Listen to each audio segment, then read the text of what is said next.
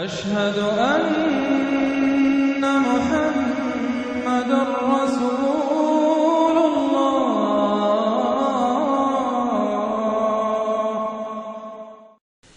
سورۃ القصص بسم اللہ الرحمن الرحیم. یہ جو 8 صورتیں ہیں ان میں نوٹ کر لیجئے کہ 4 صورتیں یہ ایک مزاج کی ہیں تقریباً. سورۃ الفرقان، سورۃ الشعراء، سورۃ النمل، سورۃ القصص، یہ آخری ہے اس چوکے کے اندر، یہ آخری ہے. پھر 4 وہ ہیں کہ جن میں وہ بالکل نمایاں قدر مشترک ہے کہ اس میں الف لام میم الف لام میم الف لام میم الف لام میم، تو 4 کے یہ 2 سب گروپس ہیں ان 8 صورتوں کے. لیکن پہلے سب گروپ میں سے ایک صورت وہ ہے کہ جو بغیر حروف مقطعات کے ہے، باقی 2 تاسین میم سے، ایک تاسین سے. اور ایک نقطہ یہ نوٹ کر لیجئے کہ اکثر و بیشتر صورتیں جو آئی ہیں طٰہٰ، سورہ طٰہٰ جو ہے اس میں بھی توئے آئی ہے شروع میں، اور اس میں بھی اکثر و بیشتر حصہ حضرت موسیٰ علیہ السلام کے واقعات پر مشتمل ہے. یہ تاسین میم تاسین، ان میں بھی آپ نے حضرت موسیٰ کا ذکر جو ہے ہر صورت کے اندر موجود ہے. تو اس میں اشارہ کیا ہے بعض حضرات نے کہ حروف مقطعات جو ہیں ان کی ایک توجیہ یہ بھی کی گئی ہے کہ یہ جو حروف ہیں اب عربی اور عبرانی زبان کے، یہ چیزوں کی اشکال سے اخذ کیے گئے ہیں. بعض زبانوں کے حروف جو ہیں وہ آوازوں پر مبنی ہیں، اور بعض کے جو ہے جیسے چینی زبان ہے وہ بھی چیزوں کی شکلوں سے وہ ان کے الفابیٹس بنے ہیں. تو عبرانی اور عربی کے بھی جو ہے وہ اصل میں چیزیں یا اشیاء، ان کی شکلوں سے انہوں نے حروف اپنے اخذ کیے ہیں. مثلا توئے کو وہ لکھتے ہیں سانپ کی طرح. وہ سانپ جو ہے اس کا وہ پھن لے کر، اگر جو ناگ جو ہے اس نے پھن اٹھایا ہوا ہے اور نیچے کنڈلی ماری ہوئی ہے، یہ توئے ہے. تو طا جو ہے وہ گویا کہ سانپ کی علامت ہے. نون جو ہے وہ مچھلی کی علامت ہے. نون یوں کر کے اور ایک طرف اس کے نقطہ ڈال دے تو بالکل مچھلی، آپ نے کبھی دیکھا ہوگا تو اکثر و بیشتر جو بھی ڈرائنگز ہوتی ہیں، پینٹنگز ہوتی ہیں، وہ مچھلی کی شکل نون کی ہے، اس لیے ذَنُّون کہا گیا، مچھلی والا. اور قرآن مجید میں ایک سورت ہے سورہ نون، جس کا اختتام ہوتا ہے حضرت یونس علیہ السلام کے ذکر پر کہ جو مچھلی کے پیٹ میں جن کو اللہ نے پہنچا دیا تھا. تو اس اعتبار سے حروف مقطعات میں سے بعض چیزیں جو ہیں مناسبت والی نظر آتی ہیں. تو یہ جو صورتیں ہیں، سورہ شعراء اس میں بڑی تفصیل کے ساتھ آیا ہے. سورہ طٰہٰ میں وہ تو میں آپ کو بتا چکا ہوں کہ 8 میں سے 5 رکوع پورے حضرت موسیٰ علیہ السلام کے حالات پر ہیں. اسی طرح اب جو صورت یہ آ رہی ہے سورہ قصص، اس میں بھی حضرت موسیٰ علیہ السلام کے حالات اس میں ذرا اور پہلے کے ہیں. ہم اس سے پہلے پڑھ چکے ہیں کہ جب مدین سے واپس آ رہے تھے تو آپ کو نبوت ملی ہے، لیکن مدین پہنچ کیسے گئے، یہ واقعہ آپ کو سورہ قصص میں ملے گا. کہ یہ جو تو گویا کہ اس تدریج سے حضرت موسیٰ کے حالات آ رہے ہیں کہ جیسے کہ جو آخری دور کے تھے ان کی زندگی کے وہ پہلے آئے ہیں سورہ بقرہ میں، سورہ اعراف میں. پھر اس کے بعد جو ہے اس سے پہلے کے وہ پھر آپ کو 3 صورتوں میں ملے ہیں، اور بالکل ابتدائی دور کی جو چیزیں وہ سورہ قصص میں ملیں گی. طاسین میم تلک آیات الکتاب المبین، یہ ایک روشن کتاب کی آیات ہیں. نتلو علیک من نبأ موسیٰ وفرعون بالحق لقوم یؤمنون. اب دیکھیں یہاں شروع ہی سے بات ہو رہی ہے حضرت موسیٰ علیہ السلام کے بارے میں.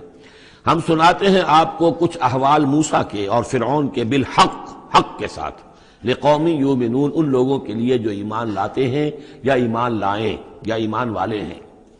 ان فرعون علا فی الارض، یقیناً فرعون نے بہت سرکشی کی تھی زمین میں، بہت ادھم مچایا تھا. وجعل اہلہا شیعا، اور زمین میں بسنے والوں کو اس نے طبقات میں یا گروہوں میں تقسیم کر دیا تھا، حاکم اور محکوم. ایک قوم جو ہے قبطی وہ حاکم تھی اور بنی اسرائیل محکوم. یستضعف طائفۃ منہم، اس نے دبایا ہوا تھا نیچے ایک گروہ کو، بنی اسرائیل کو دبایا ہوا تھا اور شدید ان کے اوپر جو ہے سختیاں ہو رہی تھیں. یذبح ابناہم، ان کے بیٹوں کو ذبح کر دیتا تھا. یستحیی نساءہم، اور زندہ رکھتا تھا ان کی بیویوں کو، ان کی عورتوں کو. انہ کان من المفسدین، یقیناً وہ فساد مچانے والوں میں سے تھا. وَنُرِيدُ أَن نَّمُنَّ عَلَى الَّذِينَ اسْتُضْعِفُوا، اور ہم نے یہ ارادہ کیا کہ ہم احسان کریں ان پر کہ جو دبا لیے گئے ہیں، جنہیں ستایا جا رہا ہے، دبایا جا رہا ہے، پیسا جا رہا ہے، جن پر ظلم ہو رہا ہے، ہم ان پر احسان فرمائیں. فی الارض، زمین میں. وَنَجْعَلَهُمْ أَئِمَّةً، اور ہم انہی کو امام بنائیں، اب ان کو دنیا میں طاقت دیں، سربلندی دیں. وَنَجْعَلَهُمُ الْوَارِثِينَ، اور انہی کو ہم وارث بنا دیں. وَنُمَكِّنَ لَهُمْ فِي الْأَرْضِ، اور ان کو زمین میں تمکن عطا کریں. وَنُرِيَ فِرْعَوْنَ وَحَامَانَ وَجُنُودَهُمَا مِنْهُمْ مَا كَانُوا يَحْذَرُونَ، اور دکھا دیں فرعون کو بھی اور حامان کو بھی، حامان ان کا وزیر تھا، اور فرعون کو اور حامان کو وجنودہما، اور ان دونوں کے لشکروں کو، منہم ما کانوا یحذرون، جس چیز سے وہ ڈرتے تھے۔ اب ما کانوا یحذرون میں ایک تو کچھ روایات ہیں جو ہماری تفسیری جو روایات ہیں ان میں کثرت سے آ گئی ہیں، اور وہ یہ ہے کہ خواب دیکھا تھا اس نے کہ اسرائیلیوں میں ایک بیٹا پیدا ہوا ہے۔ فرعون نے خواب دیکھا تھا کہ جو تمہاری مملکت کو برباد کر دے گا، تمہیں ختم کر دے گا۔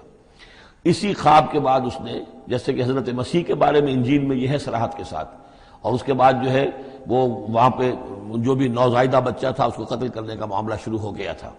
یہی معاملہ کہتے ہیں، لیکن قرآن میں بھی اس کا ذکر نہیں ہے اور تورات میں بھی ذکر نہیں ہے۔ البتہ تالمود میں اس کا ذکر موجود ہے، اور تالمود سے پھر یہ روایات جو ہیں ہماری تفسیری روایات کے اندر آ گئی ہیں۔ ما کانوا یحذرون کی ایک دوسری توجہ یہ بھی ممکن ہے کہ ہو، واللہ عالم، لیکن ایک دوسری توجہ بھی ہے کہ انہیں یہ اندیشہ ہو گیا تھا کہ یہ قوم جو ہے اب اس تیزی کے ساتھ بڑھ رہی ہے، اس کی تعداد اتنی تیزی سے بڑھ رہی ہے کہ یہ ہمارے لیے خطرہ بن سکتے ہیں۔ بالکل وہ معاملہ ہے جو آج سے کوئی 20 سال پہلے ہوا تھا ہندوستان میں، جو نسل بندی کا معاملہ تھا کہ مسلمانوں کی تعداد اتنی تیزی سے بڑھ رہی تھی کہ ہندوؤں کو یہ اندیشہ ہوا کہ ان کی تعداد جو ہے وہ آبادی اتنی تیزی سے بڑھ رہی ہے کہ ہمارے لیے یہ خطرہ بن جائیں گے، لہذا ان کو روکنے کے لیے وہ نسل بندی اور جبری نسل بندی، پھر اس میں طرح طرح کے طریقے اختیار کیے گئے۔ اسی کی وجہ سے پھر وہاں مسلمانوں نے پہلی مرتبہ کانگریس کے خلاف یعنی انتخابی معرکے کے اندر بغاوت کی تھی، جس کی وجہ سے کہ اندرا گاندھی جو ہے ہار گئی تھی۔ تو یہ معاملہ جو ہے محسوس ہوتا ہے کہ وہاں یہ محسوس کیا جا رہا تھا کہ یہ جس تیزی کے ساتھ ان کی افزائش نسل ہو رہی ہے یہ ہمارے لیے خطرہ بن سکتے ہیں۔ یہ وجہ ہے کہ ان کے بچوں کو جو نرینہ اولاد ہے انہیں قتل کیا جا رہا تھا۔ بہرحال یہ دونوں توجیحات ممکن ہے، واللہ عالم۔ وَأَوْحَيْنَا إِلَىٰ أُمِّ مُوسَىٰ أَنْ أَرْضِعِيهِ فَإِذَا خِفْتِ عَلَيْهِ فَأَلْقِيهِ فِي الْيَمِّ وَلَا تَخَافِي وَلَا تَحْزَنِي إِنَّا رَادُّوهُ إِلَيْكِ وَجَاعِلُوهُ مِنَ الْمُرْسَلِينَ صدق اللہ العظیم۔ اور ہم نے وحی کر دی موسیٰ کی والدہ کو کہ اسے دودھ پلاتی رہو، کہ کوئی تلاشی کے لیے لوگ آ رہے ہیں اور کوئی پکڑے جانے کا خوف ہے۔ فَأَلْقِيهِ فِي الْيَمِّ، تو اسے ڈال دینا دریا میں، نیل میں۔ وَلَا تَخَافِي وَلَا تَحْزَنِي، اور کوئی خوف نہ کھانا، کوئی رنجیدہ مت ہونا۔ اِنَّا رَادُّوهُ إِلَيْكَ، ہمارا وعدہ ہے کہ ہم اس بچے کو لوٹا دیں گے تمہاری طرف، تمہارے پاس واپس لے آئیں گے۔ وَجَاعِلُوهُ مِنَ الْمُرْسَلِينَ، اور اسے ہم نے بنانا ہے اپنے رسولوں میں سے۔ فَالْتَقَطَهُ آلُ فِرْعَوْنَ، تو فرعون کے گھر والوں نے اسے اٹھا لیا۔ اسی سے لفظ لقطہ بنا ہے۔ لقطہ کہتے ہیں کوئی چیز گری پڑی کہیں ہو اس کو اٹھا لیا جائے، تو لقطے کے احکام ہیں پھر شریعت کے اندر۔ فَالْتَقَطَهُ، اٹھا لیا اس کو آلُ فِرْعَوْنَ لِيَكُونَ لَهُمْ عَدُوًّا وَحَزَنًا، آل فرعون کے گھر والوں نے اسے اٹھا لیا تاکہ وہ بن جائے ان کے لیے دشمن اور غم کا باعث۔ اس کا مطلب یہ نہیں کہ ان کا یہ ارادہ تھا، ان کو یہ معلوم تھا، بلکہ یہ نتیجہ ہے، یہ گویا کہ آخری نتیجہ جو نکلا اس کا کہ وہی بچہ جس کو انہوں نے نکالا دریائے نیل سے، بعد میں ان کے لیے وہ ایک ان کی تکلیف کا موجب بنا۔ ان فرعون و حامان و جنودہما کانوا خاطئین، یقین فرعون اور حامان اور ان کے لشکر جو ہے وہ چوک گئے، خطا کھائی۔ وقالت امرأۃ فرعون، اور کہا فرعون، یہ آنکھوں کی ٹھنڈک ہوگا یہ بچہ میرے لیے بھی اور تیرے لیے بھی۔ فرعون سے کہا اپنے شوہر سے، لا تقتلوہ، اسے قتل نہ کرو، عسیٰ ان ینفعنا، ہو سکتا ہے یہ ہمیں کوئی نفع پہنچائے، مفید ہو ہمارے لیے، اور نتخذہ ولدا، بالکل وہی الفاظ ہیں جو امرأۃ العزیز نے کہے تھے حضرت یوسف علیہ السلام کے بارے میں۔ ہو سکتا ہے کہ اس سے ہمیں کوئی فائدہ پہنچے یا ہم اسے اپنا بیٹا بنا لیں۔ وَهُمْ لَا يَشْعُرُونَ، اور انہیں اندازہ نہیں تھا کہ وہ کیا کر رہے ہیں۔ وَأَصْبَحَ فُؤَادُ أُمِّ مُوسَىٰ فَارِغًا، اور ادھر موسیٰ کی والدہ کے جذبات جو ہیں اس کے اندر ہیجان پیدا ہو گیا، ان کا دل جو ہے اڑ گیا، اڑا ہو گیا، یعنی جس کو کہتے ہیں کہ دل کے اندر 100 طرح کے ان کے وسوسے پیدا ہوئے۔ ان کادت لتبدی بہی، وہ تو اس درجے مستر ہو گئی تھی کہ شاید ظاہر ہی کر دیتی، بھانڈا ہی پھوڑ دیتی۔ لولا ان ربطنا علی قلبہا، اگر ہم نے اس کے دل کے اوپر اس کو دل کو مضبوط نہ کر دیا ہوتا، اس کو باندھ نہ دیا ہوتا، ڈھارس نہ دی ہوتی اس کے دل کو، لتکون من المؤمنین، تاکہ وہ ہو جائے ایمان والوں میں سے۔ وقالت لاختہ قصیہ، اور موسیٰ کی والدہ نے کہا اپنی بیٹی سے جو کہ بہن تھی حضرت موسیٰ کی، کہا اس کی بہن سے ذرا اس کے پیچھے پیچھے چل۔ فبصرت، وہ دیکھتی رہی، بہی اس کو، عن جنب، اجنبی ہو کر، کہ جیسے میرا کوئی تعلق نہیں ہے، لیکن یہ کہ بہرحال اتفاقاً میں بھی دریا کے کنارے جا رہی تھی، میں نے یہ دیکھا ہے کہ صندوق چلا رہا ہے۔ وہم لا یشعرون، انہیں اس کا احساس نہیں ہوا کہ یہ تو جان بوجھ کر پوری طریقے سے یہاں پہنچی ہے، پورے اپنے ارادے کے ساتھ۔ وحرمنا علیہ المراضع من قبل، اور ہم نے حرام کر دی تھی ان پر تمام دودھ پلانے والیاں حضرت موسیٰ پر اس سے پہلے، یعنی یہ کہ اس بہن کے پہنچنے سے پہلے پہلے انہوں نے بہت سی خواتین کو بلایا تھا جو دودھ پلا سکتی تھی اس کو، لیکن کسی کا دودھ جو ہے وہ پینا قبول نہیں کیا حضرت موسیٰ نے۔ یہ ساری چیزیں اللہ کی طرف سے ہیں، اس کی مشیت ہے، اس کی تقدیر سے ہو رہا ہے۔ وحرمنا علیہ المراضع من قبل فقالت، اب یہ پہنچی وہاں تو وہاں تو تشویش تھی، اتنا بچہ اچھا ہے، خوبصورت ہے۔ والقیت علیک محبۃ منی، یہ ہم پڑھ آئے ہیں سورہ طٰہٰ میں، ایسی موہنی صورت کے اس کے اوپر محبت کا پرتاؤ اللہ تعالیٰ نے اپنی محبت کا پرتاؤ ڈالا۔ تو اب وہ تشویش میں تھے کہ کیا ہوگا اس کا، کون دودھ پلائے۔ ابھی میرا خیال ہے کہ فیڈرز تو ابھی ایجاد نہیں ہوئے ہوں گے کہ دودھ پلانے کا کوئی اور نظام ہو۔ قالت، تو اس نے کہا، هل ادلکم علی اہل بیت یکفلونہ لکم، تو کیا میں تمہاری رہنمائی کروں ایک گھر والوں کی طرف کہ جو اس کی کفالت کریں گے، اس کو پال دیں گے تمہارے لیے، وہم لہ ناصحون، اور وہ اس کے خیر خواہ ہیں۔ فرددناہ الی امہ کہ تقر عینہا، تو ہم نے لوٹا دیا اسے اس کی والدہ کی گود میں تاکہ اس کی آنکھیں ٹھنڈی رہیں، ولا تحزن، اور وہ رنجیدہ نہ ہو، ولتعلم ان وعد اللہ حق، اور تاکہ اس کو معلوم ہو جائے موسیٰ کو کہ اللہ کا وعدہ حق ہے، سچا ہے، جو اس نے کہا تھا کہ لوٹا دیں گے وہ لوٹا دیا۔ ولکن اکثرہم لا یعلمون، لیکن اکثر لوگ جانتے نہیں ہیں۔ ولما بلغ اشدہ واستوى آتیناہ حکما وعلما، اور جب وہ پوری قوت کو پہنچا، جوانی کو پہنچا، بھرپور جوانی کو، اپنی پوری پختگی کو پہنچ گیا، استوا، اور وہ گویا کہ تمام جو ان کے ظاہری اور باطنی قوا ہیں وہ پورے ایک اعتدال کے ساتھ جم گئے۔ آتیناہ حکما وعلما، ہم نے اسے حکم اور علم عطا فرمایا۔ اس سے یہ بھی مراد دی جا سکتی ہے کہ اسی وقت ان کو یہ نبوت جو ہے وہ مل گئی، لیکن یہ کہ عام خیال یہ ہے کہ نبوت بعد میں ملی ہے۔ تو حکم، حکمت اور علم دیا۔ وَكَذَلِكَ نَجْزِي الْمُحْسِنِينَ، اور اسی طرح ہم بدلہ دیتے ہیں احسان کی روش اختیار کرنے والوں کو، نیکوکاروں کو۔ وَدَخَلَ الْمَدِينَةَ عَلَىٰ حِينِ غَفْلَةٍ مِّنْ أَهْلِهَا، اور ایک روز وہ داخل ہوئے گاؤں میں، شہر میں، ایسے وقت میں کہ اس کے شہر کے لوگ جو ہیں غفلت میں تھے۔ اب یہ ذہن میں رکھیے یہ محل میں رہتے ہیں، اور محل آپ کو معلوم ہے شہر سے باہر ہوتے ہیں، علیحدہ ہوتے ہیں، اور بستی جہاں پر کہ زیادہ وہ جو بھی ہے ڈاؤن ٹاؤن جسے آج کل کہا جاتا ہے، وہ ان کا شہر کا مرکزی مقام ہوگا، اور یا تو یہ کہ اعلیٰ صبح کا وقت ہوگا جبکہ ابھی لوگ بری طرح بیدار نہیں ہوئے ہیں، گھروں میں ہیں، یا یہ کہ دوپہر کا وقت ہو کہ جس میں لوگ قیلولہ کر رہے ہیں۔ وہ داخل ہوئے، دخل المدینۃ علی حین غفلۃ من اہلہا، جبکہ اس کے آپ لوگ جو ہیں وہ غفلت میں تھے۔ فوجد فیہا رجلین یقتتلان، تو پایا اس میں دو اشخاص کو لڑتے ہوئے۔ ھذا من شیعتہ، یہ اس کی قوم میں سے تھا، ایک یعنی ایک تو تھا اسرائیلی، وھذا من عدوہ، اور دوسرا تھا کہ جو اس کے دشمنوں میں سے تھا، یعنی وہ قبطی تھا۔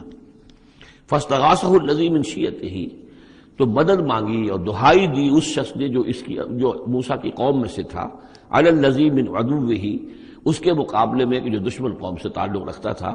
فوقظہ موسیٰ، تو حضرت موسیٰ نے اس کی مدد کے لیے اقدام کیا اور ایک مکہ رسید کیا اس کو، فقضى علیہ، اور اس کا کام تمام کر دیا، اس ایک ہی ضرب سے وہ شخص ہلاک ہو گیا۔ قال ھذا من عمل الشیطان، اب تنبہ ہوا کہ یہ تو شیطان کا معاملہ ہو گیا، شیطان کا عمل ہوا۔ انہ عدو مضل مبین، ان کی نیت قتل کرنے کی نہیں تھی، لیکن یہ ہے کہ وہ ضرب ایسی شدید لگی کہ وہ مر گیا۔ انہ یقیناً شیطان جو ہے وہ تو دشمن ہے اور گمراہ کرنے والا ہے کھلا۔ قال رب انی ظلمت نفسی فاغفر لی فغفر لہ، انہوں نے عرض کیا اللہ سے، پروردگار میں نے ظلم کیا اپنی جان پر، پس مجھے بخش دے، اور پس اللہ نے اسے بخش دیا۔ انہ هو الغفور الرحیم، یقیناً وہ غفور ہے اور رحیم ہے، بخشنے والا، رحم فرمانے والا۔ قال رب بما انعمت علی فلن اکون ظہیرا للمجرمین، تو اب انہوں نے وعدہ کیا پروردگار تو نے جو مجھ پر انعام فرمایا اور مجھے بخش دیا ہے تو میں اب آئندہ کبھی بھی مددگار نہیں بنوں گا کسی بھی مجرم کا، کسی غلط کار شخص کا۔ فاصبح فی المدینۃ خائفا یترقب، اب صبح کے وقت ان پر جو ہے شہر کے اندر وہ صبح ہوئی، انہیں صبح کو جب اٹھے خائفا، اب خوف طاری تھا کہ مجھ ایک شخص قتل ہو گیا ہے، کس نے قتل کیا ہے، بہت کافی دھوم مچی ہوئی ہوگی، کس نے قتل کیا ہے، قاتل کون ہے، اب یہ کہ راز کھل نہ جائے، لوگوں کو معلوم نہ ہو جائے۔ خائفا یترقب، خوف زدہ بھی تھے اور ادھر ادھر دیکھ رہے تھے چوکنے ہو کر کہ کہیں سے کوئی آہٹ، کوئی کسی جگہ سے کوئی ایسی بات تو نہیں آ رہی کہ میرا جرم معلوم ہو گیا ہو۔ فَإِذَا الَّذِي اسْتَنصَرَهُ بِالْأَمْسِ يَسْتَصْرِخُهُ، تو اچانک دیکھا کہ وہی شخص جس نے کل ان سے مدد مانگی تھی وہ پھر چلا رہا ہے، فریاد کر رہا ہے کہ میری مدد کیجیے۔ قال له موسیٰ انک لغوی مبین، حضرت موسیٰ علیہ السلام نے فرمایا کہ مجھے معلوم ہوتا ہے کہ تم ہی زیادہ شریر ہو، صریح، کل بھی تمہاری لڑائی ہو رہی تھی ایک قبطی کے ساتھ اور میرے ہاتھوں وہ قبطی مارا گیا بغیر میرے کسی ارادے کے، آج پھر تم نے ایک جھگڑا مول لے رکھا ہے، تو معلوم ہوتا کہ تم ہی ہو غوی، حد سے بڑھنے والے اور مبین، کھلا۔ فلما اراد ان یبطش بالذی هو عدو لهما، یہ بات تو کہی اس اسرائیلی سے، لیکن کوشش یہ کی، ارادہ کیا کہ دوسرا جو دشمن قوم سے تھا اس کو پکڑ لیں، یعنی جو زیادتی کر رہے تھے، اب مارا نہیں لیکن پکڑنے کے لیے، تاکہ وہ شخص جو ہے اسرائیلی کو مار نہ سکے، تو اس کو پکڑے، آگے جب بڑھے کہ اس کو پکڑے، وہ یہ شخص سمجھا وہ اسرائیلی کی غالباً مجھے سزا دینے کے لیے آ رہا ہے، جو کہا یہ تھا کہ انک لغوی مبین، تو چونکہ اس الفاظ اس کی طرف تھے اور پکڑ رہے تھے اس کو، اس نے سمجھا کہ مجھے پکڑنے کے لیے یہ اقدام کر رہے ہیں۔ قال یا موسیٰ، اب وہ خود بول اٹھا، چیخ اٹھا، اس نے کہا اے موسیٰ ترید ان تقتلنی، کیا تم چاہتے ہو کہ مجھے قتل کر دو، کما قتلت نفسا بالامس، جیسے کہ تم نے ایک جان کو کل قتل کر دیا تھا، گویا کہ خود اس نے بھانڈا پھوڑ دیا کہ وہ کل جو قتل ہوا تھا وہ اصل میں موسیٰ علیہ السلام کے ہاتھوں ہوا۔ ان ترید الا ان تکون جبارا فی الارض، اے موسیٰ واقعتاً تمہارا جو ارادہ ہے وہ صرف یہ ہے کہ تم زمین میں زبردستی تم بڑے یہاں پر جابر بن جاؤ، وما ترید ان تکون من المصلحین، اب چونکہ وہ شریر شخص تھا، خود بدمعاش تھا، چاہے اسرائیلی تھا، لیکن اس کا جو کردار سامنے آ رہا ہے وہ یہ ہے، وما ترید ان تکون من المصلحین، اور تم نہیں چاہتے کہ تم مصلحین میں سے بنو، اصلاح کرنے والوں میں سے۔ وجاء رجل من اقصى المدینۃ یسعی، اب یہ کہ ہو سکتا ہے عین اسی وقت ایسا ہوا ہو یا کچھ دنوں کے بعد ہوا ہو، آیا ایک شخص دوڑتا ہوا مدینے کے پرے سے، اقصی المدینہ، مدینے کا دور کا حصہ تھا، وہی جیسا کہ میں نے عرض کیا ہوں کہ ان کے محلات اور بڑے بڑے سرداروں کے وہ تو باہر کے قرب ہوں گے اور وہیں پر فرعون کا محل بھی ہوگا، وہاں سے ایک شخص دوڑتا ہوا آیا، جاء رجل من اقصی المدینۃ، شہر کے پرلے سرے سے ایک شخص آیا، یسعی، دوڑتا ہوا، قال یا موسیٰ، اور اس نے یہ کہا کہ اے موسیٰ ان الملأ یأتمرون بک، یہ جو درباری لوگ ہیں، جو سردار ہیں قوم کے، وہ اس وقت مشورہ کر رہے ہیں تمہارے بارے میں لیقتلوک، کہ تمہیں قتل کر دیں، یعنی اب وہاں پر ہو رہی ہے، یہ قرارداد پیش ہو چکی ہے اور تمہارے قتل کے اوپر ان کا اتفاق ہونے والا ہے، یعنی یہ کہ اب یہ کھل بھی گیا کہ انہوں نے ان کے ہاتھوں ایک قبطی مارا گیا ہے۔ ویسے بھی وہ سمجھتے ہوں گے کہ یہ جو ہماری ایک غلام قوم کا ایک فرد جو ہے، ہم نے چونکہ اپنے ہاں ہی رکھ کر اسے پالا ہے تو اس کے اندر اتنی سرکشی پیدا ہو گئی ہے، اور اگر اس نے ہماری اس غلام قوم کے اندر کوئی آزادی کی روح پھونک دی اور وہ کھڑے ہو گئے تو ہمارے لیے تو بڑا معاملہ جو ہے وہ مشکل ہو جائے گا، لہذا بہتر یہ ہے کہ اس کو قتل کر دیا جائے۔ ان الملأ یأتمرون بک لیقتلوک فاخرج انی لک من الناصحین، تو اب یہاں سے جان بچا کر چلے جاؤ، اس لیے کہ میں تمہارا خیر خواہ ہوں، میں تمہیں صحیح بات جو ہے تمہاری بھلائی کی بتا رہا ہوں۔ فخرج منہا خائفا یترقب، تو نکلے وہاں سے حضرت موسیٰ علیہ السلام ڈرتے ہوئے، اور وہی یترقب، اب ادھر سے بھی جب کسی شخص کو ایسا اندیشہ ہو تو ذرا سی آہٹ جو ہے اسی پر وہ چوکنا ہوتا ہے، تو وہی کیفیت ان کی تھی۔ قال رب نجنی من القوم الظالمین، انہوں نے اللہ سے دعا کی پروردگار مجھے نجات دے اس ظالموں کی قوم سے۔ ولما توجہ تلقاء مدین، اور جب وہ اب انہوں نے رخ کیا مدین کی طرف، اتنا جغرافیہ اب آپ کے سامنے ہے، وہ سینائی پیننسولا، وہ تکون، اس کے اس سائڈ پر مدین کا علاقہ ہے، اس سائڈ پر مصر ہے، بیچ میں سینائی پیننسولا ہے۔ اب یہاں سے یہ چلے ہیں تو پورا یہ جو ان کو اب سینائی کا علاقہ ہے، صحرائے سینا، یہ کراس کرنا ہے اور مدین جانا ہے۔ فلما توجہ تلقاء مدین، جب انہوں نے رخ کیا اپنا مدین کی جانب، قال تو کہا عسیٰ ربی ان یہدینی سواء السبیل، امید ہے مجھے کہ میرا رب مجھے راستہ دکھائے گا سیدھی راہ کا، یعنی یہ کہ میں کہیں بھٹک نہیں جاؤں گا۔ میں اس صحرا کے اندر، ظاہر بات ہے صحرا میں نقودت میں کوئی آدمی غلط راستے پر پڑ جائے تو ویسے ہلاک ہو جائے گا۔ عسیٰ ربی، مجھے امید ہے کہ میرا رب مجھے راستہ بتائے گا اور صحیح راستے پر چلائے گا، سیدھی راہ پر۔ ولما ورد ماء مدین، اب کتنی دیر لگی ہوگی، کتنا وقت لگا ہوگا، جب مدین کے کنویں پر پہنچے۔ مدین کی آبادی ہے، اس کے باہر کنواں ہے، کنویں کے اوپر جو ہے رہٹ چل رہے ہیں، یا کنویں سے پانی کھینچ کر پلایا جا رہا ہے جانوروں کو، بھیڑوں بکریوں کو اور جانوروں کو۔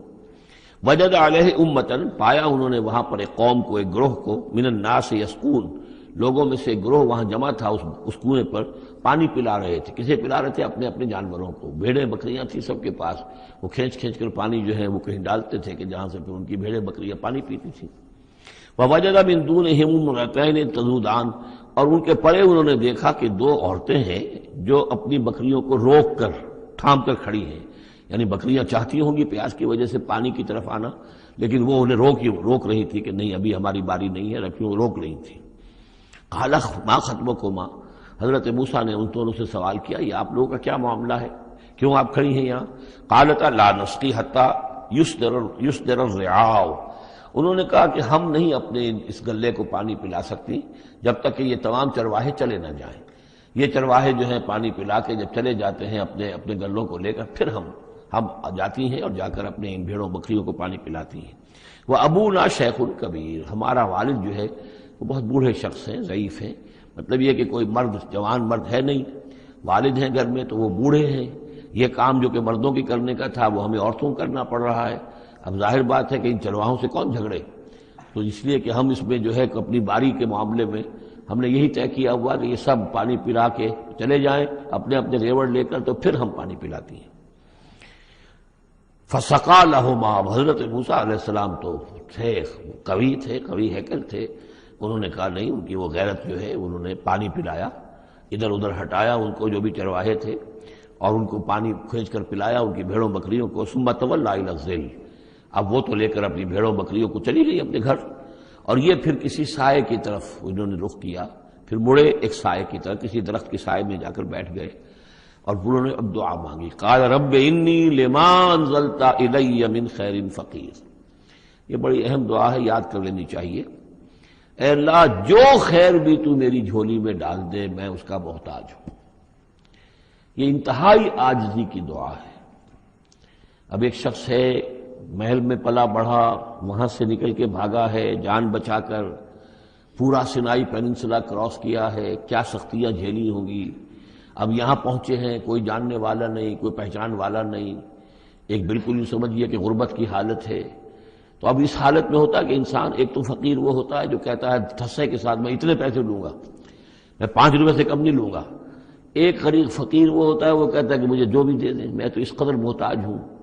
تو یہ گویا کہ انتہائی احتیاج کی کیفیت۔ رب انی لما انزلت الی من خیر فقیر، پروردگار میں تو اب فقیر ہوں، جو خیر بھی تو میری جھولی میں ڈال دے، اس درجے میری حالت اب خستہ ہے۔ فجاءت احداہما تمشی علی استحیاء، اب ان 2 عورتوں میں سے 2 لڑکیوں میں سے ایک آئی اس کے پاس چلتی ہوئی شرم کے ساتھ، لجاجت کے ساتھ اور شرم کے ساتھ۔ قالت ان ابی یدعوک، اس نے کہا کہ میرے والد آپ کو بلا رہے ہیں، لیجزیک اجر ما سقیت لنا، تاکہ آپ کو بدلہ دیں، اجر دیں، آپ نے جو مشقت اٹھائی جھیلی، پانی کھینچا کنویں سے ہماری بھیڑوں بکریوں کے لیے، تو اجر ما سقیت لنا، ہمارے والد چاہتے ہیں کہ آپ کو کچھ اس کا اجر دیں۔ فلما جاءہ، جب وہ وہاں پہنچے اس کے پاس، وقص علیہ القصص، اور سارا قصہ انہیں سنایا، ساری بات سنائی، سارا بیان۔ قال لا تخف، انہوں نے کہا اب ڈرو نہیں، نجوت من القوم الظالمین، تم نجات پا چکے ہو اب ظالموں کی قوم سے، یعنی یہاں تک ان کی رسائی نہیں ہے، یہاں آرام سے رہو، کوئی تمہیں کھٹکا نہیں ہوگا، کوئی اندیشہ نہیں ہوگا۔ ان کے بارے میں اصل میں اختلاف ہے کہ بعض لوگ انہیں شعیب قرار دیتے ہیں، حضرت شعیب علیہ السلام مدین میں کیونکہ انہیں مبعوث کیا گیا، اور اسی اعتبار سے علامہ اقبال کا بھی وہ شعر ہے کہ اگر کوئی شعیب آئے میسر، شبانی سے کلیمی 2 قدم ہے، یعنی حضرت موسیٰ علیہ السلام چرواہے کی حیثیت سے حضرت شعیب کی خدمت میں رہے، 8 سال یا 10 سال ان کی خدمت گزاری کی، تو اس کے نتیجے میں ان میں وہ اوصاف پیدا ہو گئے، ان کی تربیت کے نتیجے میں کہ وہ چرواہے سے بڑھ کر کلیم بن گئے، اللہ کے کلیم بن گئے۔ تو یہ تربیت حضرت شعیب کی ہے، لیکن یہ بات غلط ہے۔ اصل میں حضرت شعیب کا معاملہ ہم پڑھ چکے ہیں کہ وہ اللہ کے رسول تھے، اور رسول اگر تو زمانہ انہی کا تھا جبکہ ابھی وہ دعوت دے رہے تھے، تب بھی وہاں رنگ کچھ اور ہونا چاہیے تھا بالکل، اور اگر وہ رسول اس وقت ہیں جبکہ قوم ختم ہو چکی ہے، اور اس کے بعد جو بھی اہل ایمان بچ گئے ہیں اور حضرت شعیب بچ گئے ہیں، اگر یہ اس کے بعد کا مسئلہ ہے تو ان کا جو مقام ہونا چاہیے تھا وہاں پر یہ ممکن نہیں ہے کہ ان کی بیٹیاں اس طریقے پہ پریشان ہو اور کوئی جو ہے ان کی امت میں سے کوئی ان کی خبر گیری کرنے والا نہ ہو۔ تو وہ پکچر بالکل بنتی نہیں ہے یہ۔ اور حضرت شعیب کا معاملہ جو ہے ظاہر بات ہے کہ یہ اس کے اندر فصل ہے، اگرچہ یقین کے ساتھ ہمیں معلوم نہیں۔ یہ گویا کہ بعد میں جو قوم وہاں آباد ہوئی ہے حضرت شعیب کے ساتھ، جو لوگ صاحب ایمان بچ گئے اور ان سے دوبارہ جو وہاں پر جو بھی آبادی ہوئی ہے، اس میں کچھ اچھے لوگ، ظاہر بات ہے کہ ان میں تو ابھی اچھے اثرات بھی تھے، تو ان میں سے یہ بزرگ تھے، ابھی ہو سکتا ہے 100 سال ہو چکے ہوں لیکن ابھی کچھ نہ کچھ اثرات تھے، تو یہ بزرگ آدمی، ضعیف آدمی جو ہے یہ ایک نیک آدمی تھے۔ قالت احداہما یا ابت استاجرہ، ان میں سے ایک نے کہا، بیٹیوں میں سے، لڑکیوں میں سے ایک نے، ابا جان ان کو ملازم رکھ لیں، اجرت پر رکھ لیں، استاجر ہو۔ یہ استاجری اور اجیری یہ دونوں جو ہیں، اجیر اور مستاجر، در حقیقت یہ آجر اور اجیر وہ ہے کہ جو اجرت کے اوپر کام کرتا ہو، اور مستاجر وہ ہے جو کسی کو اجرت پر کام کرنے کے لیے رکھے۔ استاجر، مستاجر اس سے اس میں فاعل بنے گا۔ ہمارے ہاں عام طور پر غلط العام میں اجیر اور آجر کو یوں کہتے ہیں کہ آجر تو وہ ہے کہ جو کسی کو اجرت کے پر رکھے، اور اجیر وہ ہے جو اجرت پر کام کرے، حالانکہ عربی میں ان دونوں کے معنی ایک ہی ہیں، آجر اور اجیر، ایک اس میں فاعل ہے، ایک صفت مشبہ ہے، دونوں کا مفہوم ہے اجرت پر کام کرنے والا، اور جو اجرت پر کام لیتا ہے وہ مستاجر ہے۔ یا ابت استاجر ہو، ابا جان ان کو ملازم رکھ لیں۔ ان خیر من استاجرت القوی الامین، یقیناً بہترین آدمی جسے ملازم رکھا جائے وہی ہوتا ہے جو القوی ہو، طاقتور ہو۔ وہ دیکھ لیا تھا کہ حضرت موسیٰ علیہ السلام سے کوئی جو ہے وہ وہاں کے چرواہوں میں سے کسی نے الجھنے کی کوشش نہیں کی، وہ ڈر کے ادھر ادھر ہو گئے اور کسی نے جو ہے ان کو روکا نہیں۔ تو طاقت والے بھی ہیں اور امین ہیں، انہوں نے یہ مشاہدہ کر لیا تھا کہ کوئی بری نگاہ حضرت موسیٰ نے نہیں ڈالی ہوگی ان لڑکیوں پر۔ تو ظاہر بات ہے کہ اس معاملے میں تو عورت کا جو ہے احساس بہت بیدار ہوتا ہے کہ کسی مرد کی عورت کس قسم کی نگاہ جو ہے کس قسم کی ہے جو اس پر پڑ رہی ہے۔ تو اسے چونکہ ذاتی تجربہ ہو چکا تھا کہ ان کے اندر وہ امانت پوری موجود ہے اور کسی درجے میں بھی نگاہ کی خیانت بھی ان میں نہیں ہے۔ تو جس شخص کی نگاہ میں خیانت نہیں ہے وہ اور کسی معاملے میں کیا خیانت کرے گا؟ کہ قالت احداہما یا ابت استاجر ہو ان خیر من استاجرت القوی الامین، ابا جان ان کو ملازم رکھ لیجئے، اس لیے کہ ملازمت کے لیے بہترین شخص وہی ہوتا ہے جو طاقتور بھی ہو، کام کر سکے خوب، اور یہ کہ امین ہو، اعتبار کے قابل ہو۔ قال انی ارید ان انکحک احدی ابنتی ہاتین، انہوں نے کہا وہ صاحب جو بزرگ ہیں شیخ مدین کہ میں یہ ارادہ رکھتا ہوں، میرا خیال ہے کہ اپنی بیٹیوں میں سے ایک کو تمہارے نکاح میں دے دوں اے موسیٰ، علی ان تأجرنی 8 حجج، لیکن اس پر کہ تم 8 سال تک میرے ہاں اجرت پر کام کرو، میری ملازمت کرو۔ یہ جو مہر کا معاملہ ہے یہ پھر پچھلے زمانے میں ایسا ہی ہوگا جیسے آج کل پٹھانوں میں بھی ہوتا ہی ہے ابھی، کہ وہ مہر جو ہے وہ والدین لے لیتے ہیں رقم جو ہے، گویا کہ وہ اس لڑکی کو جو پالا ہے پوسا ہے تو یہ در حقیقت اس کا بدل ہے وہ جو لے رہے ہیں کہ ہم نے اس کو پالا پوسا، آپ تمہارے حوالے کر رہے ہیں تو ہمیں اس کی رقم دو، جبکہ اسلام میں آ کر اس کو بدل دیا گیا ہے، مہر جو ہے لڑکی کا حق ہے، وہ اس کے والدین کا حق نہیں ہے۔ البتہ اس وقت معلوم ہوتا ہے کہ رواج یہی تھا کہ چونکہ اپنی بیٹی نکاح میں دینے کے لیے تیار ہو رہے ہیں تو اس کے عوض اپنی ملازمت کروانا چاہتے ہیں کہ تم میری ملازمت کرو، میری خدمت کرو 8 برس تک، تو یہ گویا کہ بدل ہو جائے گا اس کا کہ میں اپنی ایک بیٹی کا نکاح تم سے کر دوں گا۔ فَإِنْ أَتْمَمْتَ 10 فَمِنْ عِنْدِكَ، اور اگر تم 10 سال کر دو تو یہ تمہاری طرف سے ہے، یہ گویا کہ تمہاری طرف سے ایک احسان ہوگا۔ 8 سال پورے کر دو، اس میں محنت کرو، یہاں مزدوری کرو، میرے بھیڑوں بکریوں کو چراؤ اور گھر کے کام کرو، تو پھر میں اپنی بیٹی تمہارے حوالے کر دوں گا، اس کا نکاح کر دوں گا تم سے، یا یہ کہ 10 سال کر دو تو یہ تمہاری طرف سے اضافی بات ہوگی۔ وما اريد ان اشق عليك، اور ساتھ ہی یہ بھی دیکھ لو میں تم پر کوئی سختی کرنے کا ارادہ نہیں رکھتا، یعنی تمہیں جو ملازم رکھ رہا ہوں تو ایسا نہیں کہ بہت بھاری کام تم پر ڈالوں گا، میں تمہیں مشقت میں ڈالنا نہیں چاہتا۔ ستجدنی انشاءاللہ من الصالحین، تم انشاءاللہ مجھے پاؤ گے کہ میں نیک انسان ہوں، صحیح ہوں، راست باز ہوں، اور جو معاملہ ہے معاملے کا کھرا آدمی ہوں۔ قال ذلک بینی و بینک، حضرت موسیٰ نے فرمایا ٹھیک ہے، یہ پھر میرے اور آپ کے درمیان یہ بات طے ہو گئی۔ ایم الاجلین قضیت، ان دونوں مدتوں میں سے جو بھی میں پوری کر دوں۔ 10 سال کا آپ تقاضا نہیں کر سکتے، تقاضا 8 سال کا ہوگا، ویسے یہ کہ میں چاہوں تو 10 سال پورے کر دوں، لیکن وہ میری آپشن پر ہوگا۔ ایم الاجلین قضیت فلا عدوان علی، پھر مجھ پر کوئی زیادتی نہ ہو۔ واللہ علی ما نقول وکیل، اور جو کچھ ہم کہہ رہے ہیں اللہ اس پر وکیل ہے، اللہ ہی اس کا ذمہ دار ہے۔ فلما قضا موسیٰ الاجل، جب موسیٰ نے وہ مدت پوری کر دی، وسارا باہلہ، اب وہ اپنے گھر والوں کو لے کر چلے، اب مصر کی طرف واپس لوٹ رہے ہیں کہ اب اتنا عرصہ بیت گیا ہے، 10 سال ہو گئے یا 8 سال ہو گئے یا 9 سال ہو گئے، اب بہرحال وہ معاملہ بھی ٹھنڈا پڑ چکا ہوگا، وہاں پر قتل وغیرہ کا کیا حالات وہاں ہوئے یہ بھی معلوم نہیں ہے۔ بہرحال وہ چلے ہیں واپس، سارا باہلہ لے کر چلے اپنے گھر والوں کو، یعنی اپنی اہلیہ کو۔ آنس من جانب طور نارا، انہوں نے پہاڑ کی ایک طرف ایک سائڈ پر طور کے انہوں نے آگ دیکھی۔ قال لأہلہم کثوا، انہوں نے کہا اپنے گھر والوں سے کہ ذرا یہاں انتظار کرو، ٹھہرو، انی آنست نارا، میں نے آگ دیکھی ہے، لعلی آتیکم منہا بخبر، ہو سکتا ہے کہ میں وہاں سے یہاں جاؤں اور وہاں سے کوئی خبر لے کر آؤں، یعنی یہ کہ راستے کے بارے میں معلومات صحیح کہ کہیں ہم بھٹک تو نہیں گئے، ہم کدھر جا رہے ہیں۔ او جذوۃ من النار، یا پھر میں آگ کا ایک انگارہ لے آؤں وہاں سے، لعلکم تصطلون، تاکہ اس سرد رات میں یہاں ہم آگ جلا لیں، اور یہ کہ اس سے کہ آپ لوگ جو ہیں وہ سینک سکیں۔ فلما اتاها نودی من شاطئ الوادی الایمن فی البقعۃ المبارکۃ من الشجرۃ، تو جب وہ وہاں پہنچے تو ندا آئی، میدان کے داہنے کنارے، جو برکت والا میدان تھا اس کے داہنے کنارے سے ایک خاص جھنڈ میں سے آواز آئی، مبارکہ، کہ جو بہت برکت والا تھا، من الشجرۃ، شجر کے درخت کے جھنڈ میں، ان یا موسیٰ انی انا اللہ رب العالمین، کہ اے موسیٰ میں اللہ ہوں تمام جہانوں کا پروردگار۔ وان الق عصاک، اور یہ ابھی ہم پڑھ چکے ہیں کئی مرتبہ یہ چیزیں، اور اب ڈال دو زمین پر اپنی لاٹھی۔ فلما رآہا تہتز کانہا جان، جب انہوں نے دیکھا کہ وہ تو حرکت کر رہی ہے جیسے کہ سانپ ہو، ولا مدبرا ولم يعقب، یہی وہاں پہ آ چکا، سورۃ النمل میں بھی آ چکا ہے۔ تو موسیٰ علیہ السلام جو ہے وہاں سے پیٹھ موڑ کر بھاگے اور انہوں نے پیچھے مڑ کر نہیں دیکھا۔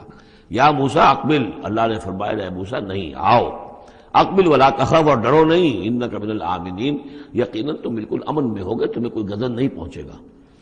اسلک یدک فی جیبک، اور اپنا ہاتھ جو ہے ذرا اپنے گریبان میں ڈالو، تخرج بیضاء من غیر سوء، وہ نکلے گا سفید ہو کر بغیر اس کے کہ اس میں کوئی بیماری ہو یا اس میں کوئی اور برائی پیدا ہو۔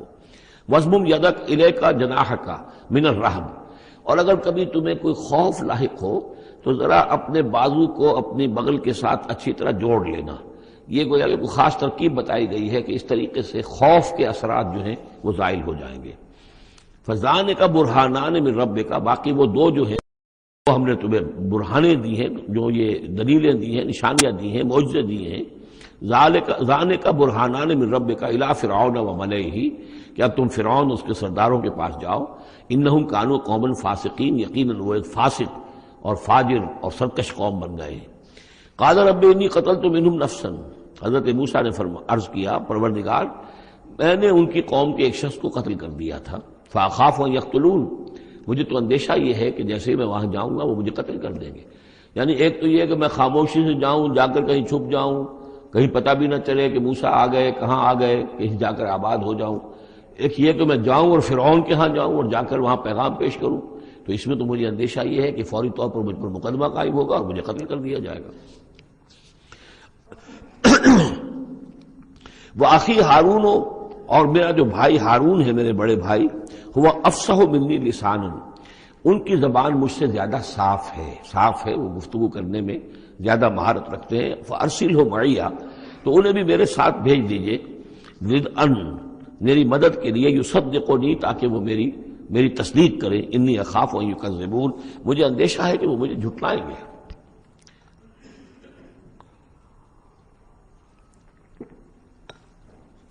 قال سنشد عضدک باخیک، اللہ تعالیٰ نے فرمایا ٹھیک ہے، ہم تمہارے بازو کو مضبوط کریں گے تمہارے بھائی کے ذریعے سے، وَنَجْعَلُ لَكُمَا سُلْطَانًا، اور ہم تمہارے لیے دونوں کے لیے ایسا روب تمہارے اندر پیدا کر دیں گے، فَلَا يَصِلُونَ إِلَيْكُمَا، کہ وہ تمہاری طرف آگے بڑھ نہیں سکیں گے، تمہاری طرف تمہیں ہاتھ نہیں لگا سکیں گے۔ یعنی یہ بھی جیسے کہ ایک وقت میں ہم نے تمہارے چہرے پر ایسی محبت کا پرتو ڈال دیا تھا کہ کوئی آپ کو قتل نہیں کر سکا، اسی طریقے سے اب ہم ایک ایسا روب جو ہے آپ کی شخصیت کے اندر، تمہاری شخصیت جو ہے پیدا کر دیں گے تم دونوں کی، کہ کوئی شخص تمہارے خلاف کوئی اقدام نہیں کر سکے گا۔ بِآیاتنا انتما ومن اتبعکم الغالبون، اور یقیناً ہماری آیات کی بدولت تم دونوں اور جو بھی تم دونوں کی پیروی کریں گے وہی غالب رہیں گے۔ فلما جاءهم موسیٰ بآیاتنا، تو جب موسیٰ پہنچے ان کے پاس ہماری آیات کے ساتھ، بینات، روشن آیات لے کر، قالوا ما ھذا الا سحر مفترى، انہوں نے کہا یہ تو نہیں ہے کچھ بھی سوائے اس کے کہ جادو ہے جو افطرا ہو رہا ہے، گھڑا ہوا ہے۔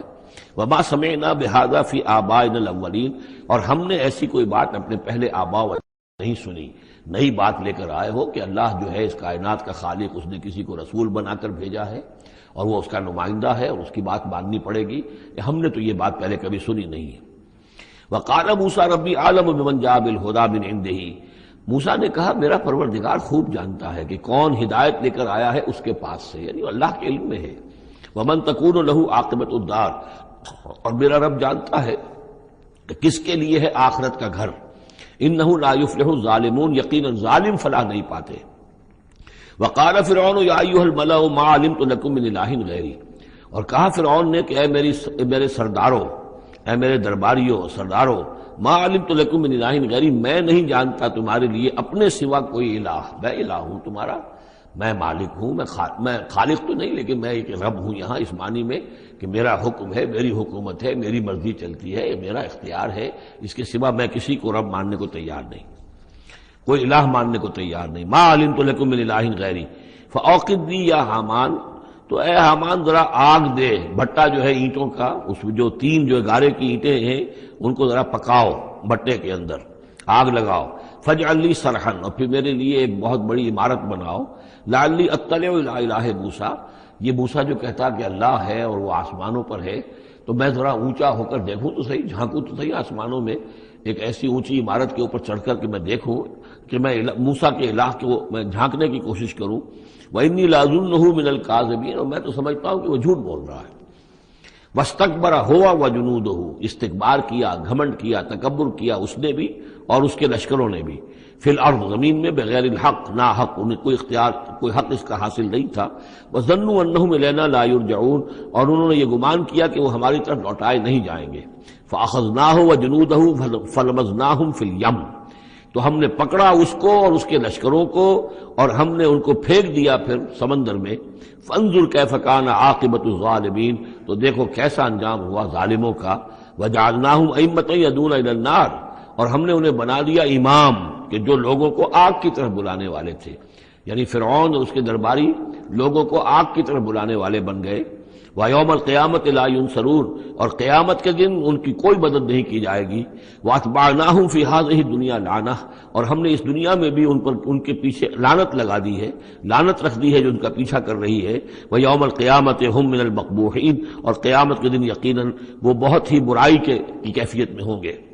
وَلَقَدْ آتَيْنَا مُوسَى الْكِتَابَ مِن بَعْدِ مَا أَهْلَكْنَا الْقُرُونَ الْأُولَىٰ، اور ہم نے موسیٰ کو کتاب عطا فرمائی اس کے بعد کہ ہم نے پہلی جماعتوں کو ہلاک کر دیا تھا۔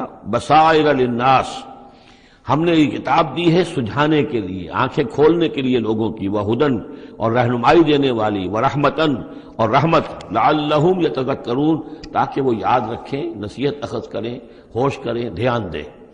وما کنت بجانب الغربی اذ قضینا الی موسیٰ الامر، اور اے نبی آپ تو اس پہاڑ کے غربی جانب نہیں تھے اس وقت جبکہ ہم نے موسیٰ کو اپنے حکم دیا، بھیجا حکم، جب موسیٰ سے ہماری گفتگو ہوئی، مکالمہ ہوا، اور ہم نے موسیٰ کو رسالت پر فائز کر کے حکم دیا کہ جاؤ۔ وما کنت من الشاہدین، آپ تو وہاں موجود نہیں تھے، آپ نہیں دیکھ رہے تھے یہ سب کچھ۔ ولکننا انشأنا قرونا، لیکن ہم نے پھر بہت سی نسلیں پیدا کی، بہت سی قومیں پیدا ہو گئیں۔ فتطاول علیہم العمر، لیکن ان کے اوپر ایک لمبی عمر بیت گئی ہے، یعنی یہ لوگ جو ہیں جو مکے والے ہیں، چونکہ یہ واقف نہیں ہے نبوت اور رسالت کے تصورات سے، اس لیے ان کے لیے بڑا یہ اچنبے کی بات ہے جو آپ کے بارے میں سوچ رہے ہیں۔ لیکن اگر غور کریں یہ ساری خبریں جو ہیں آپ کو کہاں سے مل رہی ہیں؟ ظاہر بات ہے کہ آپ تو وہاں نہیں تھے. وما كنت ساويا في اهل مدين، نہ ہی آپ اہل مدین میں آباد تھے اس وقت.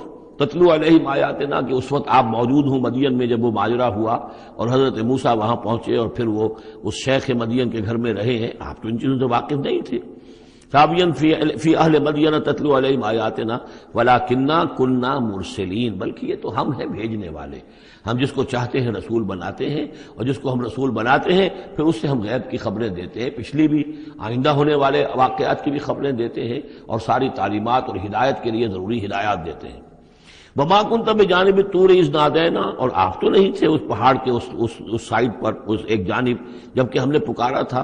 ولکن رحمۃ من ربک، بلکہ یہ سب رحمت ہے آپ کے رب کی جانب سے. لتنذر قوما، تاکہ آپ اس قوم کو خبردار کریں، ما اتاہم من نذیر من قبلک، جس کے پاس کہ کوئی خبردار کرنے والا نہیں آیا آپ سے پہلے. لعلہم یتذکرون، یعنی حضرت اسماعیل سے لے کر حضرت محمد تک یہ بڑا طویل وقفہ ہے. صلی اللہ علیہ وسلم علیہ السلام، حضرت ابراہیم کے بیٹے اسماعیل، اب ان کے ساتھ حضرت اسحاق تھے ان کے دوسرے بیٹے، ان کے ساتھ تو یہ کہ نبوت کا سلسلہ چلتا رہا. اور وہ یہ کہ 1400 برس تو ایسے ہیں کہ کوئی ایک لمحہ بھی ایسا نہیں تھا کہ نبی نہ ہو. ان کے پاس کتابیں تھیں، ان کے پاس زبور تھی، ان کے پاس جو ہے تورات تھی، تو یہ سب کچھ تھا. لیکن یہ قوم جو تھی ظاہر بات ہے کہ یہاں پر یہ ان چیزوں سے ناواقف ہو گئی. تو یوں سمجھیے کہ کم و بیش 3000 برس بیت گئے تھے کہ ان کے پاس کوئی نبی نہیں، کوئی رسول نہیں، کوئی اس کی بات کوئی کتاب نہیں. تو اب ہم نے یہ چاہا کہ ہم آپ ان کو لتنذر قوما ما اتاہم من نذیر، اس قوم کو آپ خبردار کریں کہ جس کے پاس آپ سے پہلے من قبل کا کوئی نذیر نہیں آیا، کوئی ڈر سنانے والا، کوئی خبردار کرنے والا. لعلہم یتذکرون، شاید کہ وہ نصیحت حاصل کریں.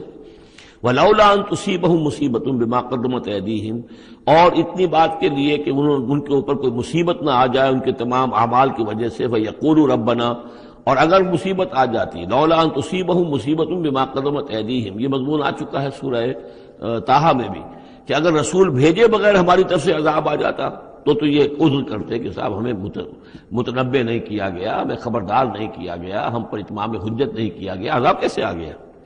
وَلَوْلَا أَن تُصِيبَهُم مُّصِيبَةٌ بِمَا قَدَّمَتْ أَيْدِيهِمْ فَيَقُولُوا رَبَّنَا لَوْلَا أَرْسَلْتَ إِلَيْنَا رَسُولًا، اگر کوئی مصیبت ان پر آ جاتی اس سے پہلے ان کے اپنے ہاتھوں کے کرتوتوں کی وجہ سے، تو یہ کہتے کہ پروردگار کیوں نہ تم نے بھیج دیا ہماری طرف کوئی رسول. فَنَتَّبِعَ آيَاتِكَ، کہ تو ہم تیری آیات کی پیروی کرتے. وَنَكُونَ مِنَ الْمُؤْمِنِينَ، اور ہم تو ہو جاتے ایمان لانے والوں میں سے. فَلَمَّا جَاءَهُمُ الْحَقُّ مِنْ عِندِنَا، لیکن جب ان کے پاس آیا ہے یہ حق ہمارے پاس سے، قالوا لولا اوتي مثل ما اوتي موسیٰ، اب یہ کہہ رہے ہیں کہ کیوں نہیں دیا گیا ان کو جیسا کہ دیا گیا تھا موسیٰ کو. یعنی موسیٰ کو عصا دیا گیا، موسیٰ کو وہ ید بیضا دیا گیا، موسیٰ کو تورات لکھی ہوئی جو ہے وہ پتھر کی تختیوں پر دی گئی. لولا اوتي مثل ما اوتي موسیٰ، کیوں نہیں دیا گیا اس کو وہی کچھ اسی طرح کی چیزیں جو دی گئی تھی موسیٰ کو. اولم یکفروا بما اوتي موسیٰ من قبل، تو جو کچھ موسیٰ کو دیا گیا تھا پہلے، کیا اس کے ساتھ لوگوں نے کفر نہیں کیا تھا؟ کیا ان آیات کو دیکھ کر فرعون ایمان لے آیا تھا؟ کیا اس کی پوری قوم ایمان لے آئی تھی؟ کیا وہ ہلاک نہیں ہو گئے تھے؟ قالوا سحران تظاہرا، انہوں نے یہ کہا کہ یہ تو دو جادو ہیں، دو جادو ہیں جنہوں نے آپس میں ایکا کر لیا ہے. ایک تو یہ کہ اس سے خیال ہوتا ہے کہ اس سے مراد یہ ہے کہ حضرت موسیٰ اور حضرت ہارون دونوں کو سحران یعنی ساحر کی بجائے کہا گیا یہ مجسم سحر ہیں، یہ دو سحر ہیں جنہوں نے گٹھ جوڑ کر لیا ہے ہمارے خلاف. لیکن یہ کہ اصل میں دوسری رائے یہ ہے کہ یہ اصل میں اب قول ہے مکے والوں کا کہ وہ یہ کہہ رہے ہیں کہ یہ دو جادو ہیں. جادو کون سے ہیں؟ ایک یہ قرآن جو محمد ہمارے سامنے پیش کر رہے ہیں، اور ایک تورات کہ جو اس سے پہلے موجود ہے. یہ دو جادو ہیں اور ان کا آپس میں گٹھ جوڑ ہے، اور یہ لوگ ایک دوسرے کی تائید کر رہے ہیں. قرآن جو ہے تائید کر رہا ہے تورات کی، موسیٰ کی، اور وہ موسیٰ اور ان کی کتاب جو ہے اس میں نشانیاں ہیں اور پیشن گوئیاں ہیں قرآن کی اور محمد کی صلی اللہ علیہ وسلم. تو سحران تظاہرا وقالوا انا بکل کافرون، ان کا کہ ہم تو دونوں کے انکار کر رہے ہیں، ہم نہ تورات کو مانتے ہیں اور نہ قرآن کو مانتے ہیں. قل فاتوا بکتاب من اللہ هو اہدی منہما، اب یہاں وہ بات بالکل واضح ہو گئی، یہاں مراد دو کتابیں ہیں. تو اے نبی ان سے یہ کہیے اچھا پھر کوئی اور کتاب لاؤ جو اللہ کی طرف سے آئی ہو، جو ان دونوں سے زیادہ ہدایت دینے والی ہو. اگر تورات کو بھی تم نہیں مانتے اگر تم قرآن کو بھی نہیں مانتے تو لاؤ نہ کوئی اور کتاب کوئی اللہ نے نازل کی ہو جو ان دونوں سے اہدا ہو، زیادہ ہدایت والی ہو. اہدا منہما اتبع ہو، میں اس کی پیروی کروں گا ان کنتم صادقین، اگر تم سچے ہو. یعنی یہ بات نوٹ کر لیجئے، یہ ایسی ہے جیسے ایک جگہ آیا ہے قل ان کان للرحمن ولد فانا اول العابدین. آگے چل کر آ جائے گی یہ آیت کہ اگر رحمان کا واقعی کوئی بیٹا ہوتا تو سب سے پہلے میں پوچھتا اس کو. جب میں رحمان کی بندگی کرتا ہوں، رحمان کی پرستش کرتا ہوں، رحمان کو پوچھتا ہوں، تو اگر واقعی اس کا کوئی بیٹا ہوتا تو میں کیوں نہ پوچھتا. اسی طریقے سے اگر کوئی اور کتاب ہوتی تورات اور قرآن سے بڑھ کر ہدایت دینے والی تو میں اس کی پیروی کروں گا. میرے اندر تو کوئی عصبیت نہیں ہے کہ کسی ایک ہی چیز کو لے کر میں بیٹھ رہا ہوں. جو بھی اللہ کی طرف سے ہدایت نامہ آئے. فَإِن لَمْ يَسْتَجِيبُوا لَكَ، تو اے نبی اگر یہ لوگ پھر آپ کی بات کو قبول نہ کریں، آپ کی اس دلیل کو تسلیم نہ کریں، فَعْلَمْ، تو جان لیجئے انما یتبعون اہواءہم، کہ یہ لوگ صرف پیروی کر رہے ہیں اپنی خواہشات کی.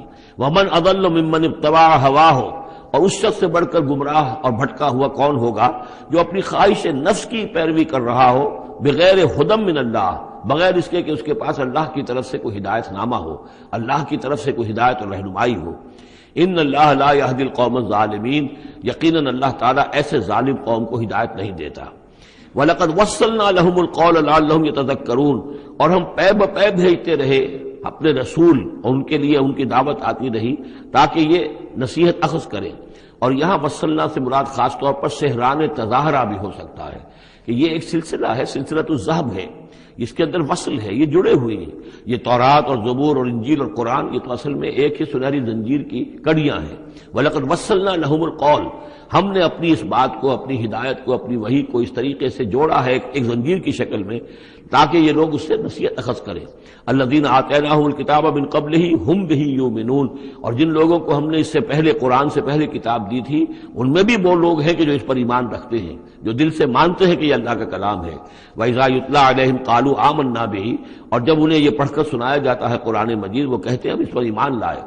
انہ الحق من ربنا، یقیناً یہ ہمارے رب کی طرف سے حق ہے. انا کنا من قبلہ مسلمین، ہم تو اس سے پہلے ہی اسلام لا چکے ہیں، یعنی ہم تو اس بات کو پہلے ہی تسلیم کر چکے ہیں. اولئک یؤتون اجرہم مرتین، یہ وہ لوگ ہیں جنہیں ان کا اجر دیا جائے گا دوہرا، دو مرتبہ. یعنی یہ کہ وہ سابقہ امت میں سے تھے، وہ بنی اسرائیل میں سے تھے یا نصارہ میں سے تھے، انجیل کو مانتے تھے، تورات کو مانتے تھے، اب انہوں نے قرآن کو بھی تسلیم کر لیا تو یہ گویا کہ انہیں دوہرا اجر ملے گا. اولئک یؤتون اجرہم، ان کو دیا جائے گا ان کا اجر مرتین بما صبروا، ان کے صبر کی کے نتیجے میں کے عوض ان کو دوہرا اجر ملے گا. ویدرؤون بالحسنۃ السیئۃ، اور ان کا طریقہ یہ ہے کہ وہ دفع کرتے ہیں اچھائی کے ذریعے سے برائی کو. مما رزقناہم ينفقون، اور جو کچھ ہم نے انہیں دیا اس میں سے خرچ کرتے ہیں. وَإِذَا سَمِعُوا اللَّغْوَ أَعْرَضُوا عَنْهُ وَقَالُوا لَنَا أَعْمَالُنَا وَلَكُمْ أَعْمَالُكُمْ، اور جب انہوں نے سنی لغو باتیں تو انہوں نے کہا، انہوں نے اعراض کیا اور کہا ہمارے لیے ہمارے اعمال ہیں اور تمہارے لیے تمہارے اعمال ہیں. اس کے پس منظر میں ایک واقعہ ہے.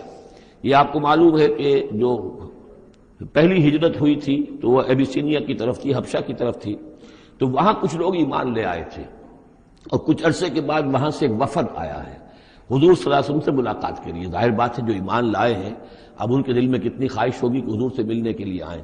وہ کون تھے؟ وہ نصارہ تھے، عیسائی تھے، جیسے نجاشی، حضرت نجاشی رحمۃ اللہ علیہ. ہم انہیں صحابی نہیں مان سکتے اس لیے کہ حضور سے ملاقات نہیں ہوئی، لیکن تابعی تو ماننا پڑے گا کہ حضور کے صحابہ کو انہوں نے دیکھا ہے. یہ جتنے بھی صحابہ گئے تھے مکے سے ہجرت کر کے تو ان کو چونکہ دیکھا لہٰذا تابعی ہیں. ہم ان کے لیے رضی اللہ عنہ نہیں کہتے بلکہ ہم رحمۃ اللہ علیہ کہتے، تابعین میں سے. ان کی نماز جنازہ حضور نے غائبانہ نماز جنازہ صرف ایک ہے جو حضور نے پڑھائی ہے اور وہ حضرت نجاشی کی ہے. بہرحال وہاں سے جو پھر ایک وفد آیا تھا حضور سے ملاقات کے لیے، جب یہ لوگ آئے مکے میں تو مکے والوں نے ان کو استہزاء بھی کیا، مذاق بھی ہوا، دیکھو ان پاگلوں کو، بے وقوفوں کو، ان کے پاس کتاب بھی تھی، یہ تو ان سے بہتر تھے، اب یہ محمد پہ ایمان لے آئے ہیں، یہاں پر آئے ہیں. استہزاء بھی کر رہے تھے، تمسخر بھی کر رہے تھے. تو اس پر انہوں نے کہا کہ دیکھیے ہمارا آپ سے کوئی سروکار نہیں، آپ کے لیے آپ کے اعمال، ہمارے لیے ہمارے اعمال. ہم پہلے بھی حق پر تھے اور جب یہ نیا حق ہمارے سامنے آیا ہے دی قرآن، ہم اس پر بھی ایمان لے آئے ہیں. تو یہ ان کا معاملہ ہے. وَإِذَا سَمِعُوا اللَّغْوَ، جب انہوں نے وہ لغو باتیں سنی جو کہ مکے کے لوگ جو ہیں ان کے ساتھ کر رہے تھے، اعرضوا عنہ تو انہوں نے اعراض کیا. اب ظاہر بات ہے کہ وہ آئے ہوئے تھے، مسافر تھے، وہاں پر خام خواہ جھگڑا کر لیں، اس میں بھی وہ بات مناسب نہیں تھی. وقالوا لنا اعمالنا، انہوں نے کہا دیکھیے آپ ہم سے کاہے کو جھگڑتے ہیں، ہمارے لیے ہمارے اعمال ہیں. ولکم اعمالکم، اور آپ کے لیے آپ کے اعمال ہیں. سلام علیکم لا نبتغی الجاہلین، آپ کو سلام ہم کرتے ہیں اور ہم جاہلوں سے الجھنا نہیں چاہتے، ہم نہیں چاہتے کہ جاہلوں کے ساتھ ہم خام خواہ الجھیں. انک لا تہدی من احببت، اے نبی آپ ہدایت نہیں دے سکتے جس کو بھی آپ چاہیں. ولیکن اللہ یہدی من یشاء، بلکہ یہ اللہ ہی کا اختیار مطلق ہے، وہ ہدایت دیتا ہے جس کو چاہتا ہے. وہو اعلم بالمہتدین، اور یقیناً وہ خوب جانتا ہے کون ہے ہدایت پانے والے، کون ہے ہدایت کے طالب، جن کے دلوں میں طلب ہے. اللہ جانتا ہے انہی کو وہ ہدایت دے گا. لہذا یہ کہ یہ آپ کے اختیار میں نہیں ہے. اور یہ آیت خاص طور پر ابو طالب کے لیے، جو سن 10 کے اندر انتقال ہوا ہے ابو طالب کا، اور یہ کہ اس وقت تک یہ ایمان نہیں لائے، اگرچہ حضور صلی اللہ علیہ وسلم نے بارہا چاہا کہ چچا جان آپ ایمان لے آئیے، آپ میرے کان میں ہی کلمہ پڑھ دیجیے اشہد ان لا الہ الا اللہ و اشہد ان محمد رسول اللہ، تاکہ میں اللہ کی گواہی دے سکوں. لیکن یہ کہ بہرحال وہ دنیا سے محروم گئے. لیکن یہ کہ میں ادب کے ساتھ ان کا نام اس لیے لے رہا ہوں کہ حضور پر یقیناً ان کا احسان ہے، اور حضور پر احسان ہے تو ہم سب پر احسان ہے. لہذا اس اعتبار سے نام جو ہے ان کا میں ادبی سے لے رہا ہوں. وقالوا ان نتبع الہدی معک، اور وہ یہ کہتے ہیں کہ اے محمد صلی اللہ علیہ وسلم اگر ہم آپ کے ساتھ ہدایت کی پیروی کریں، یعنی جو ہدایت آپ پیش کر رہے ہیں اگر ہم اسے قبول کر لیں، ہم ایمان لے آئیں، نتخطف من ارضنا، تو ہم اپنی زمین سے اچک لیے جائیں گے. یہ لفظ یہاں نوٹ کر لیجئے، یہ ایک دو مرتبہ اور بھی آئے گا، اور یہ لفظ ہم پڑھ چکے ہیں سورہ انفال میں. وَاذْكُرُوا إِذْ أَنْتُمْ قَلِيلٌ مُسْتَضْعَفُونَ فِي الْأَرْضِ تَخَافُونَ أَنْ يَتَخَطَّفَ النَّاسُ يَتَخَطَّفَكُمُ النَّاسُ، یاد کرو جب کہ تم کم تھے تعداد میں اور تمہیں زمین میں دبا لیا گیا تھا اور تمہیں اندیشہ تھا کہ لوگ تمہیں اچک لے جائیں گے. تو یہ اچک لے جانا جو ہے یعنی کسی کو ختم کر دینا، کسی کے لیے بڑی تباہی کا سامان لے آنا. لوگ یہ کہتے تھے کہ اے محمد اگر ہم آپ پر ایمان لے آئیں گے تو یہ پورا عرب جو ہے یہ مشرک ہے، کافر ہے، تو ہمیں تو یہ سب کے سب ختم کر دیں گے. نتخطف، ہم اچک لیے جائیں گے من ارضنا، اپنی زمین سے. لہذا آپ کی بات صحیح ہے، دل میں بھی ہمارے لگتی ہے، بات بھی ٹھیک ہے، لیکن یہ کہ پورے عرب کی دشمنی کیسے مول لے رہے ہیں، یہ پورے قریش کی دشمنی ہم کیسے مول لے رہے ہیں، ہمارے اندر ان کے مقابلے کی جرت نہیں ہے. تو جیسا کہ میں نے عرض کیا کہ کچھ لوگ تو ہوتے ہیں کہ ہٹ کے بعد آباد، وہ حق کے یعنی ساتھ ان کی وفاداری کا یہ عالم ہوتا ہے کہ جو ہو سو ہو وہ اس کے لیے تیار ہے، اپنی جانیں دینے کے لیے تیار ہے. لیکن سب لوگوں کا معاملہ یہ نہیں ہوتا. کچھ لوگ ہیں منتظر رہتے ہیں کہ ذرا کچھ لوگ آگے چلیں، کچھ نشانات راہ بن جائیں تو پھر ہم بھی چلیں گے. السابقون الاولون من المہاجرین والانصار والذین اتبعوہم باحسان، وہ ذرا پیچھے پیچھے آتے ہیں، وہ دوسرے درجے کے لوگ ہو گئے. کچھ اور لوگ ہوتے ہیں کہ جن میں اتنی بھی ہمت نہیں ہوتی، ان کا یہ قول آ رہا ہے. وقالوا ان نتبع الہدی معک، اور وہ کہتے ہیں کہ اے محمد اگر ہم آپ کی ہدایت کی پیروی کریں یا آپ کے ساتھ اس ہدایت کی پیروی کریں، نتخطف من ارضنا، ہم اچک لیے جائیں گے اپنی زمین سے، بے دخل کر دیے جائیں گے، نکال باہر کیے جائیں گے. اولم نمکن لہم حرما آمنا، اب اللہ تعالیٰ جواب دے رہے ہیں کیا ہم نے ان کو اس حرم کے اندر متمکن نہیں کیا ہے؟ اس حرم کو عمل کی جگہ کس نے بنایا ہے؟ ہم نے بنایا ہے. یجبا الیہ ثمرات کل شیء، اس حرم کی طرف، اس کعبے کی طرف، اس مکے کی طرف ہر چیز کے ثمرات کھینچے چلے آ رہے ہیں. یعنی حج کے لیے لوگ آتے ہیں تو پوری آج بھی آپ دیکھیے تو اس کا نقشہ، پوری دنیا کا پھل آپ کو مکے میں مل جائے گا، اس لیے کہ ہر گوشے سے بہترین جو ہے چیزیں آپ کو وہاں ملیں گی. اور یہ ہمیشہ سے تھا، اس لیے کہ حاجی لوگ آتے تھے، جہاں جہاں سے آتے تھے وہ وہاں کی چیزیں لے کر آتے تھے. تو ہم نے اس حرم کی سرزمین کو تمہارے لیے امن کی جگہ بنایا، تمہیں یہاں پر ہم نے جگہ دی، تمہیں ہم نے یہاں پر تمکن عطا کیا، اس کی طرف تمام چیزوں کے ثمرات اور پھل اور میوے جو ہیں وہ کھینچے چلے آ رہے ہیں. رزقا من لدنا، یہ خاص رزق ہے ہماری طرف سے، اس لیے کہ ہمارے بندے ابراہیم نے اس کی دعا کی تھی کہ پروردگار میں نے اپنی نسل کو یہاں آباد کیا ہے. ربنا انی اسکنت من ذریتی بواد غیر ذی زرع عند بیتک المحرم ربنا لیقیموا الصلاۃ فاجعل افئدة الناس تهوی الیہم وارزقهم من الثمرات. اب ان کو جو ہے میووں کی شکل میں رزق پہنچا تو ہم پہنچا رہے ہیں، ولیکن اکثرهم لا یعلمون، لیکن ان کی اکثریت علم نہیں رکھتی۔ وَكَمْ أَهْلَكْنَا مِنْ قَرْيَةٍ بَطِرَتْ مَعِیشَتَهَا، اور کتنی ہی بستیوں کو ہم نے ہلاک کیا ہے، کتنے ہی شہروں کو کہ جس کی معیشت جو ہے وہ بڑی اتراتی تھی اپنی معیشت پر، ہماری تجارت، ہمارا یہاں کا معاملہ، ہمارا یہاں کا معاشی نظام بڑا مستحکم ہے، ان کو اندر بڑی اس کے اندر جو ہے گھمنڈ پیدا ہو گیا تھا، لیکن یہ کہ پھر وہ بستیاں ہلاک ہو کر رہ گئیں۔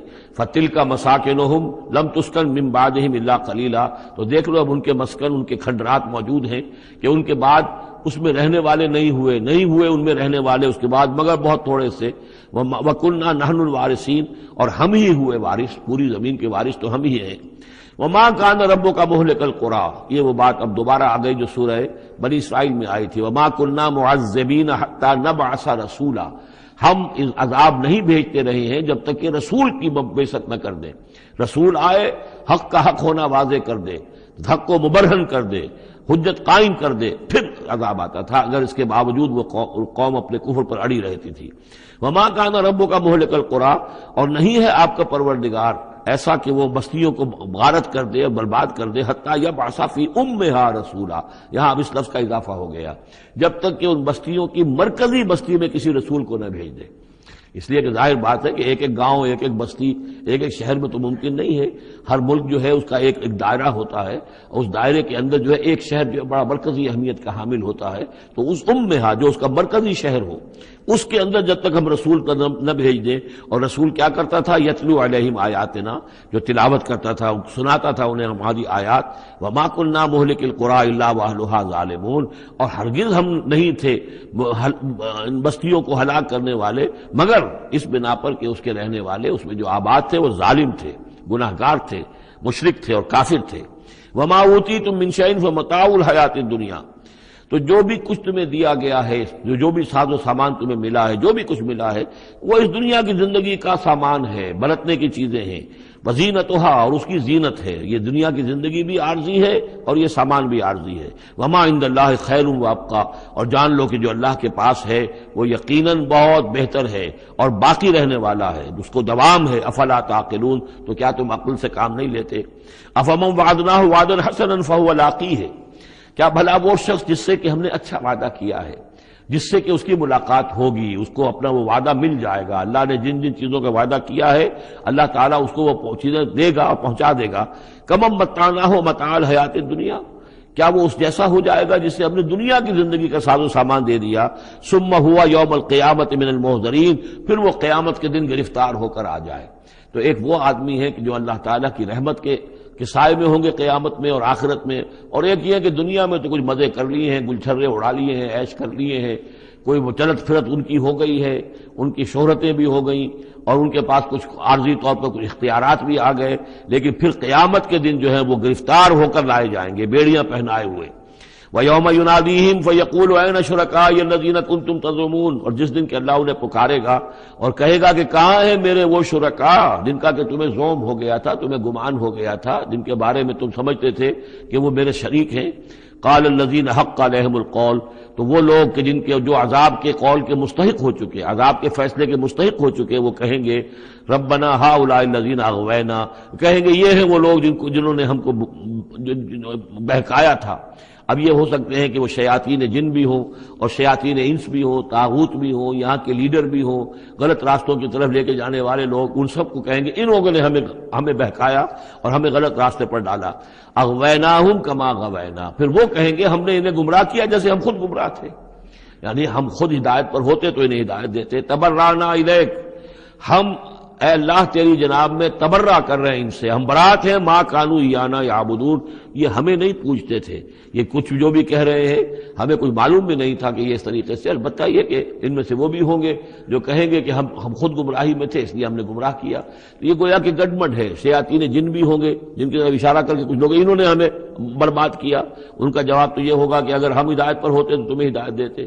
لیکن کچھ وہ بھی ہوں گے جو اللہ کے نیک بندے تھے اور جنہیں معبود بنا لیا گیا، جنہیں پوجا جا رہا ہے، وہ کہیں گے تبرأنا الیک، اے اللہ ہم اعلان برات کرتے ہیں تیری جناب میں، ما کانوا ایانا یعبدون، یہ ہرگز ہماری بندگی کرنے والے نہیں تھے۔ وقیل ادعوا شرکاءکم فدعوہم، پھر کہا جائے گا ان سے پکارو اپنے شریکوں کو، پھر وہ پکاریں گے، فلم یستجیبوا لہم، تو وہ ان کو جواب نہیں دیں گے، ان کی طرف سے کوئی ان کو جواب نہیں ملے گا، ورأوا العذاب، اور پھر وہ دیکھیں گے عذاب کو، لو انہم کانوا یہتدون، کاش کہ کسی طریقے سے وہ ہدایت پائے ہوئے ہوتے۔ وَيَوْمَ يُنَادِيهِمْ فَيَقُولُ مَاذَا أَجَبْتُمُ الْمُرْسَلِينَ، اور جبکہ اللہ انہیں پکارے گا اور پوچھے گا تم نے ہمارے رسولوں کو کیا جواب دیا تھا، ماذا اجبتم المرسلین فعمیت علیہم الانباء، پھر ان پر اندھے ہو جائیں گے، اس وقت باتیں اب نہیں کر سکیں گے، کوئی بات نہیں کہہ سکیں گے، یومئذ فہم لا یتساءلون، اور پھر وہ آپس میں پوچھیں گے بھی نہیں، حق واضح ہو جائے گا، جواب کیا دیں گے؟ رسولوں کی بات نہیں مانی تھی، رسولوں کا استہزاء کیا تھا، تمسخر کیا تھا، تو اب اس کا جواب کیا دیں؟ فَأَمَّا مَن تَابَ وَآمَنَ وَعَمِلَ صَالِحًا، تو جو ایمان لایا اور جس نے توبہ کی اپنے شرک سے اور کفر سے، من تاب و آمن، اور جو ایمان لایا، وعمل صالحا، اور جس نے نیک اعمال کیے، فعسى ان یکون من المفلحین، تو اس کی امید ہے کہ وہ فلاح پانے والوں میں سے ہوگا۔ وربک یخلق ما یشاء ویختار، اور آپ کا پروردگار جو چاہتا ہے پیدا کرتا ہے، اور جس چیز کو چاہتا ہے اختیار کر لیتا ہے۔ مخلوق ساری اسی کی ہے، اس مخلوق میں سے جس کو چاہا اس نے چن لیا اور رسول بنا لیا۔ اللہ یصطفی من الملائکۃ رسلا ومن الناس، اللہ چن لیتا ہے فرشتوں میں سے بھی اپنے پیغامبر اور ایلچی، اور انسانوں میں سے بھی۔ ان اللہ اصطفی آدم ونوحا وآل ابراہیم وآل عمران علی العالمین، وہ جس کو چاہتا ہے قبول کرتا ہے، اختیار کر لیتا ہے۔ وربک یخلق ما یشاء ویختار ما کان لهم الخیرہ، ان کے ہاتھ میں کوئی اختیار نہیں ہے، ان کے پاس کوئی آپشن نہیں ہے۔ سبحان اللہ وتعالی عما یشرکون، یہ تو اللہ تعالیٰ ہی ہے جو جس کی ذات بلند و بالا ہے، اور یہ تمام شرک جو یہ کر رہے ہیں ان تمام اوہام سے اور ان کے من گھڑت عقیدوں سے، وہ وراء الورا ہے، وراء الورا ہے، منزہ ہے، اعلیٰ ہے، عرفہ ہے۔ وَرَبُّكَ يَعْلَمُ مَا تُكِنُّ صُدُورُهُمْ وَمَا يُعْلِنُونَ، اور آپ کا رب خوب جانتا ہے جو کچھ کہ ان کے سینے چھپائے ہوئے ہیں اپنے اندر، جو بھی ان کے اندر ہے، یعنی اندر تو ان کے گواہی موجود ہے کہ یہ قرآن حق ہے، محمد حق ہے، یہ بات جو آ رہی ہے صحیح ہے، دل گواہی دے رہا ہے، لیکن اپنی ضد اور ہٹ درمی کی وجہ سے اسے چھپائے ہوئے ہیں۔ اپنے اس ایمان کو تو انہوں نے چھپا کر رکھا ہوا ہے، اور ظاہر کر رہے ہیں، اعتراضات کر رہے ہیں، یہ کر رہے ہیں، کیوں نہیں دیا گیا ویسا ہی جیسا کہ موسیٰ کو دیا گیا تھا، کیوں نہیں کوئی نشانی ان کو دی جاتی۔ وَرَبُّكَ يَعْلَمُ مَا تُكِنُّ صُدُورُهُمْ وَمَا يُعْلِنُونَ، اور آپ کا رب خوب جانتا ہے جو کچھ کہ ان کے سینے چھپائے ہوئے ہیں اپنے اندر، اور جو کچھ کہ ظاہر کر رہے ہیں۔ وَهُوَ اللَّهُ لَا إِلَٰهَ إِلَّا هُوَ، اور وہی ہے اللہ جس کے سوا کوئی الہ نہیں ہے۔ لَهُ الْحَمْدُ فِي الْأُولَىٰ وَالْآخِرَةِ، اسی کے لیے حمد ہے، تعریف ہے، دنیا میں بھی آخرہ میں بھی۔ یہاں آخرت کے مقابلے میں اولا، پہلی زندگی ہماری یہ زندگی دنیا کی ہے، آخرہ وہ ہماری پچھلی زندگی ہے۔ لہ الحمد فی الاولی والآخرہ، اسی کے لیے حمد ہے، تعریف ہے، ثنا ہے، دنیا میں بھی اور آخرت میں بھی۔ وَلَهُ الْحُكْمُ، اسی کے لیے حکم ہے، حاکمیت اسی کی ہے، حکم دینے کا اختیار اسی کو حاصل ہے، حلال اور حرام کا اسی کے پاس اختیار ہے کہ جس شخص کو چاہے وہ حلال قرار دے اور جس شے کو چاہے حرام قرار دے۔ وَإِلَيْهِ تُرْجَعُونَ، اور اسی کی طرف تمہیں لوٹ کر جانا ہے۔ قُلْ أَرَأَيْتُمْ إِنْ جَعَلَ اللَّهُ عَلَيْكُمُ اللَّيْلَ سَرْمَدًا، کہیے ان سے کہ ذرا سوچا تم نے کبھی اگر اللہ تعالیٰ تم پر رات کر دے ہمیشہ کے لیے، رات ہی رات رہے، الی یوم القیامہ، قیامت کے دن تک، من الہ غیر اللہ یاتیکم بضیاء، کون ہے وہ الہ، کون سا معبود ہے اللہ کے سوا جو تمہارے لیے روشنی لے آئے گا، کہاں سے لے آئے گا؟ افلا تسمعون، تو کیا تم سنتے نہیں ہو؟ قل ارأیتم ان جعل اللہ علیکم النہار سرمدا، کیا تم نے کبھی غور کیا اگر اللہ تعالیٰ تم پر دن کو ہی ہمیشہ ہمیش کے لیے دن ہی کو قائم کر دے، پوری قیامت کے دن تک دن ہی رہے، رات نہ آئے، من الہ غیر اللہ یاتیکم بلیل تسکنون فیہ، کون سا وہ الہ ہے اللہ کے سوا کہ جو تمہارے لیے رات لے آئے گا جس میں کہ تم سکون حاصل کر سکو؟ یہ دن جو ہے اگر مسلسل ہو تو واقعہ ہے کہ زندہ رہنا ممکن نہ رہے۔ افلا تبصرون، تو کیا تم دیکھتے نہیں ہو؟ ومن رحمتہ جعل لکم اللیل والنہار، یہ اس کی رحمت میں سے ہے، اس کی رحمت کے آثار میں سے ہے، اس کی رحمت کے مظاہر میں سے ہے کہ اس نے تمہارے لیے رات اور دن کو بنا دیا ہے، لتسکنوا فیہ، تاکہ رات میں تو تم سکون حاصل کرو، وَلِتَبْتَغُوا مِنْ فَضْلِهِ، اور دن میں تم اس کا فضل تلاش کرو، وَلَعَلَّكُمْ تَشْكُرُونَ، اور تاکہ تم شکر کرو، وَيَوْمَ يُنَادِيهِمْ فَيَقُولُ أَيْنَ شُرَكَائِيَ الَّذِينَ كُنتُمْ تَزْعُمُونَ، اور پھر دوبارہ کہا جس دن کہ وہ انہیں پکارے گا اور کہے گا کہ کہاں ہیں میرے وہ شریک جن کو کہ تم سمجھتے تھے کہ میرے شریک ہیں، وَنَزَعْنَا مِنْ كُلِّ أُمَّةٍ شَهِيدًا، اور ہم ہر امت میں سے ایک گواہ کو نکال کر کھڑا کریں گے۔ وہی مضمون جو کئی دفعہ آ چکا ہے، سورہ نحل میں آیا 2 دفعہ، سورہ نساء میں سب سے زیادہ شاندار الفاظ میں وَكَيْفَ إِذَا جِئْنَا مِنْ كُلِّ أُمَّةٍ بِشَهِيدٍ وَجِئْنَا بِكَ عَلَىٰ هَٰؤُلَاءِ شَهِيدًا، ہر امت میں جو بھی رسول آیا تھا اس کو پہلے کھڑا کریں گے نکال کر، چونکہ وہ پروزیکیوشن وٹنس ہوگا، وہ ہوگا جو پروزیکیوٹ کرے گا اللہ کی عدالت میں، پہلے یہ وہ ٹیسٹیفائی کرے گا اللہ تیری ہدایت جو آئی تھی میں نے پہنچا دی تھی۔ وَنَزَعْنَا مِنْ كُلِّ أُمَّةٍ شَهِيدًا فَقُلْنَا هَاتُوا بُرْهَانَكُمْ فَعَلِمُوا أَنَّ الْحَقَّ لِلَّهِ وَضَلَّ عَنْهُمْ مَا كَانُوا يَفْتَرُونَ، اس وقت کہا جائے گا اب لاؤ تمہاری دلیل کیا ہے، تمہارا عذر کیا ہے، تمہارا کیس کیا ہے، رسول نے تو بتایا کہ انہوں نے پہنچا دیا تھا، پھر اب تم بتاؤ تمہارا ماجرا کیا ہے، وَمَا خَطْبُكُمْ، اب تمہارا معاملہ کیا ہے، فَعَلِمُوا أَنَّ الْحَقَّ لِلَّهِ، وہ جان لیں گے کہ حق تو اب اللہ ہی کی طرف ہے، یعنی فیصلہ جو ہے اللہ ہی کے ہاتھ میں ہے اور وہی حق ہے، گویا کہ ہمارے اوپر ہم مستحق ہو چکے ہیں اللہ کے عذاب کے، ہم پر اللہ کی طرف سے گویا کہ اتمام ہو چکا ہے۔ وَضَلَّ عَنْهُمْ مَا كَانُوا يَفْتَرُونَ، اور گم ہو جائے گا ان سے وہ جو افتراء انہوں نے کیا تھا، جو انہوں نے گھڑ لیے تھے خیالات، جن کو سمجھتے تھے کہ یہ ہمارے معبود جو ہیں اللہ تعالیٰ کے ہاں ہمیں بچا لیں گے، وہ سب کے سب گم ہو جائیں گے۔ جب آنکھ کھلی گل کی تو موسم تھا خزاں کا، سب کے سب جو ہیں وہ ان کے ہاتھوں کے طوطے اڑ جائیں گے۔ ان قارون کان من قوم موسیٰ فبغى علیہم وآتیناہ من الکنوز ما ان مفاتحہ لتنوء بعصبۃ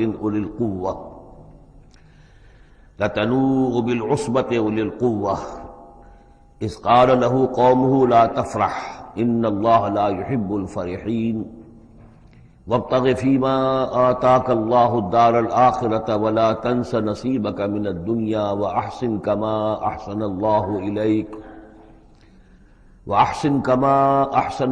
إليك ولا تبغ الفساد في الأرض إن الله لا يحب المفسدين صدق الله العظيم۔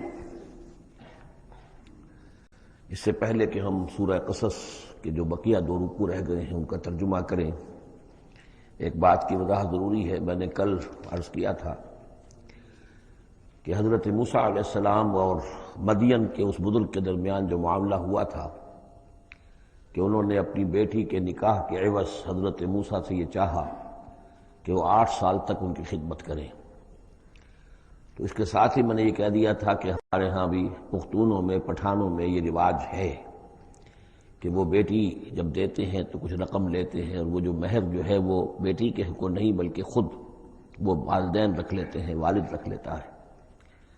تو ہمارے ایک ساتھی نے اس کی طرف توجہ دلائی ہے کہ یہ بات آپ کے علم میں ہونی چاہیے کہ یہ حال سارے پٹھانوں کا نہیں ہے، بلکہ باجوڑ ایجنسی یا پھر افغانستان کے کچھ لوگ جن کو ہماری اکثریت جو ہے بہت بری نظر سے دیکھتی ہے، بلکہ اکثر وہ آپس میں ایک دوسرے کے ساتھ رشتہ کرنے پر مجبور ہوتے ہیں، یعنی تبادلہ، جس سے کہ حدیث میں روکا گیا ہے۔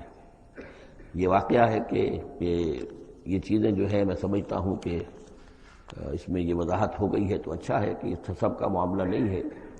ویسے اس کو اصولاً یہ سمجھ لیجئے کہ یہ معاملہ اصل میں کچھ تمدن کی سطح سے متعلق ہے اور کچھ معاشی جو نظام ہوتا ہے کسی معاشرے میں قائم اس سے متعلق ہے۔ آپ کو معلوم ہے کہ ڈیمانڈ اینڈ سپلائی کا معاملہ جو ہے معاش کے میدان میں بڑی بنیادی اہمیت کا حامل ہے۔ اگر کسی کوموڈٹی کی، کسی جنس کی ڈیمانڈ زیادہ ہو، سپلائی کم ہو، قیمت بڑھ جائے گی، اور سپلائی زیادہ ہے، ڈیمانڈ کم ہے، قیمت گھٹ جائے گی۔ تو اکثر و بیشتر یہ ہوتا ہے کہ جو معاشرے ابھی تمدنی اعتبار سے ذرا پسماندہ ہوتے ہیں، دنیا انہیں سمجھتی ہے غیر مہذب، لیکن وہ زیادہ مہذب ہوتے ہیں مہذب لوگوں کے مقابلے میں۔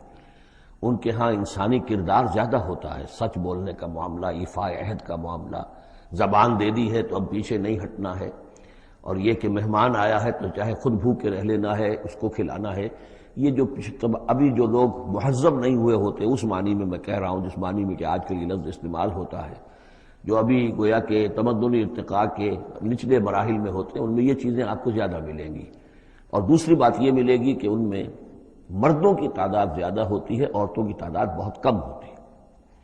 اب ظاہر بات ہے جب عورتوں کی تعداد کم ہوتی ہے تو اب ان کے لیے معاملہ وہی بن جاتا ہے کہ رشتوں کا، جیسا کہ پھر جب کسی ملک کسی معاشرے میں جب تہذیب آ جاتی ہے، جس کو ہم جدید معنی میں تہذیب کہتے ہیں، شہریت آ گئی، شہروں میں رہنے لگے، وہ تہذیب، تعلیم بڑھ گئی، اب آپ دیکھیں گے کہ مرد بالعموم ویسے بھی کمزور ہو جاتے ہیں، ان کے قوا اس طرح کے تو نہیں رہتے جیسے کہ اس معاشرے میں ہوتے ہیں جو ابھی قبائلی دور میں ہے، یا کہیں کسی پہاڑی علاقے میں رہ رہے ہیں یا صحرائی علاقے میں رہ رہے ہیں، اور یہ کہ مردوں کی تعداد پھر کم ہوتی جاتی ہے، عورتوں کی بڑھ جاتی ہے۔ جس معاشرے میں عورتوں کی تعداد بڑھ جاتی ہے اس میں پھر جو لڑکیوں کے والدین ہیں انہیں لڑکے خریدنے پڑتے ہیں۔ یہ جو آپ کو معلوم ہے کہ اتنے اگر تم دو گے، جہیز دو گے تب ہم تمہاری لڑکی سے شادی کریں گے، موٹر کار دو، کوٹھی دو، فلاں دو، یہ دو، کہیں باہر بھجوا دو، یہ کیا ہے؟ یہ اسی لیے ہے کہ جہاں لڑکیاں زیادہ ہو گئیں تو لڑکیوں کے والدین کو اپنی بچیوں کے لیے رشتے خریدنے پڑتے ہیں، اور جہاں پر اس طریقے سے اس کے برعکس ہو لڑکیاں کم ہوں اور لڑکے زیادہ ہوں، وہاں ظاہر بات ہے کہ لڑکی کی قیمت خود بخود ہو جائے گی۔ تو یہ گویا کہ پسماندہ معاشرے کا معاملہ ہے۔ باقی اسلام نے جو شکل کی، اللہ کرے کہ ہم سب مسلمان اسی کو صحیح طور پر اختیار کر لیں۔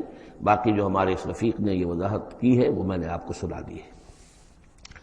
اب آگے چلیے، سورہ قصص کے آخری یہ 2 رکوع ہیں، جن میں سے پہلے رکوع میں ایک کردار کا ذکر ہو رہا ہے، قارون، اور میں آپ کو بتا چکا ہوں کہ یہ کردار جو ہے اسے بھی ایک فرد نہ سمجھیے، بلکہ یہ کہ جو بھی کوئی حکمران قوم ہوتی ہے وہ اپنی غلام قوم کے اندر اس طرح کے کردار باقاعدہ پیدا کرتی ہے، جس کو کہ کہا تھا ملکہ سبا نے کہ ان الملوک اذا دخلوا قریۃ جعلوا عزت اہلھا اذلہ، اور اس کا ایک نتیجہ یہ نکلتا ہے کہ جو گھٹیا لوگ ہوتے ہیں، بے غیرت لوگ ہوتے ہیں، اپنی قوم کے ساتھ غداری کرتے ہیں، انہیں پھر وہاں خطابات دیے جاتے ہیں، نوازا جاتا ہے، ان کے اونچے منصب ہوتے ہیں، آنریری مجسٹریٹ بنا دیے گئے ہیں، فلاں ہو گئے ہیں۔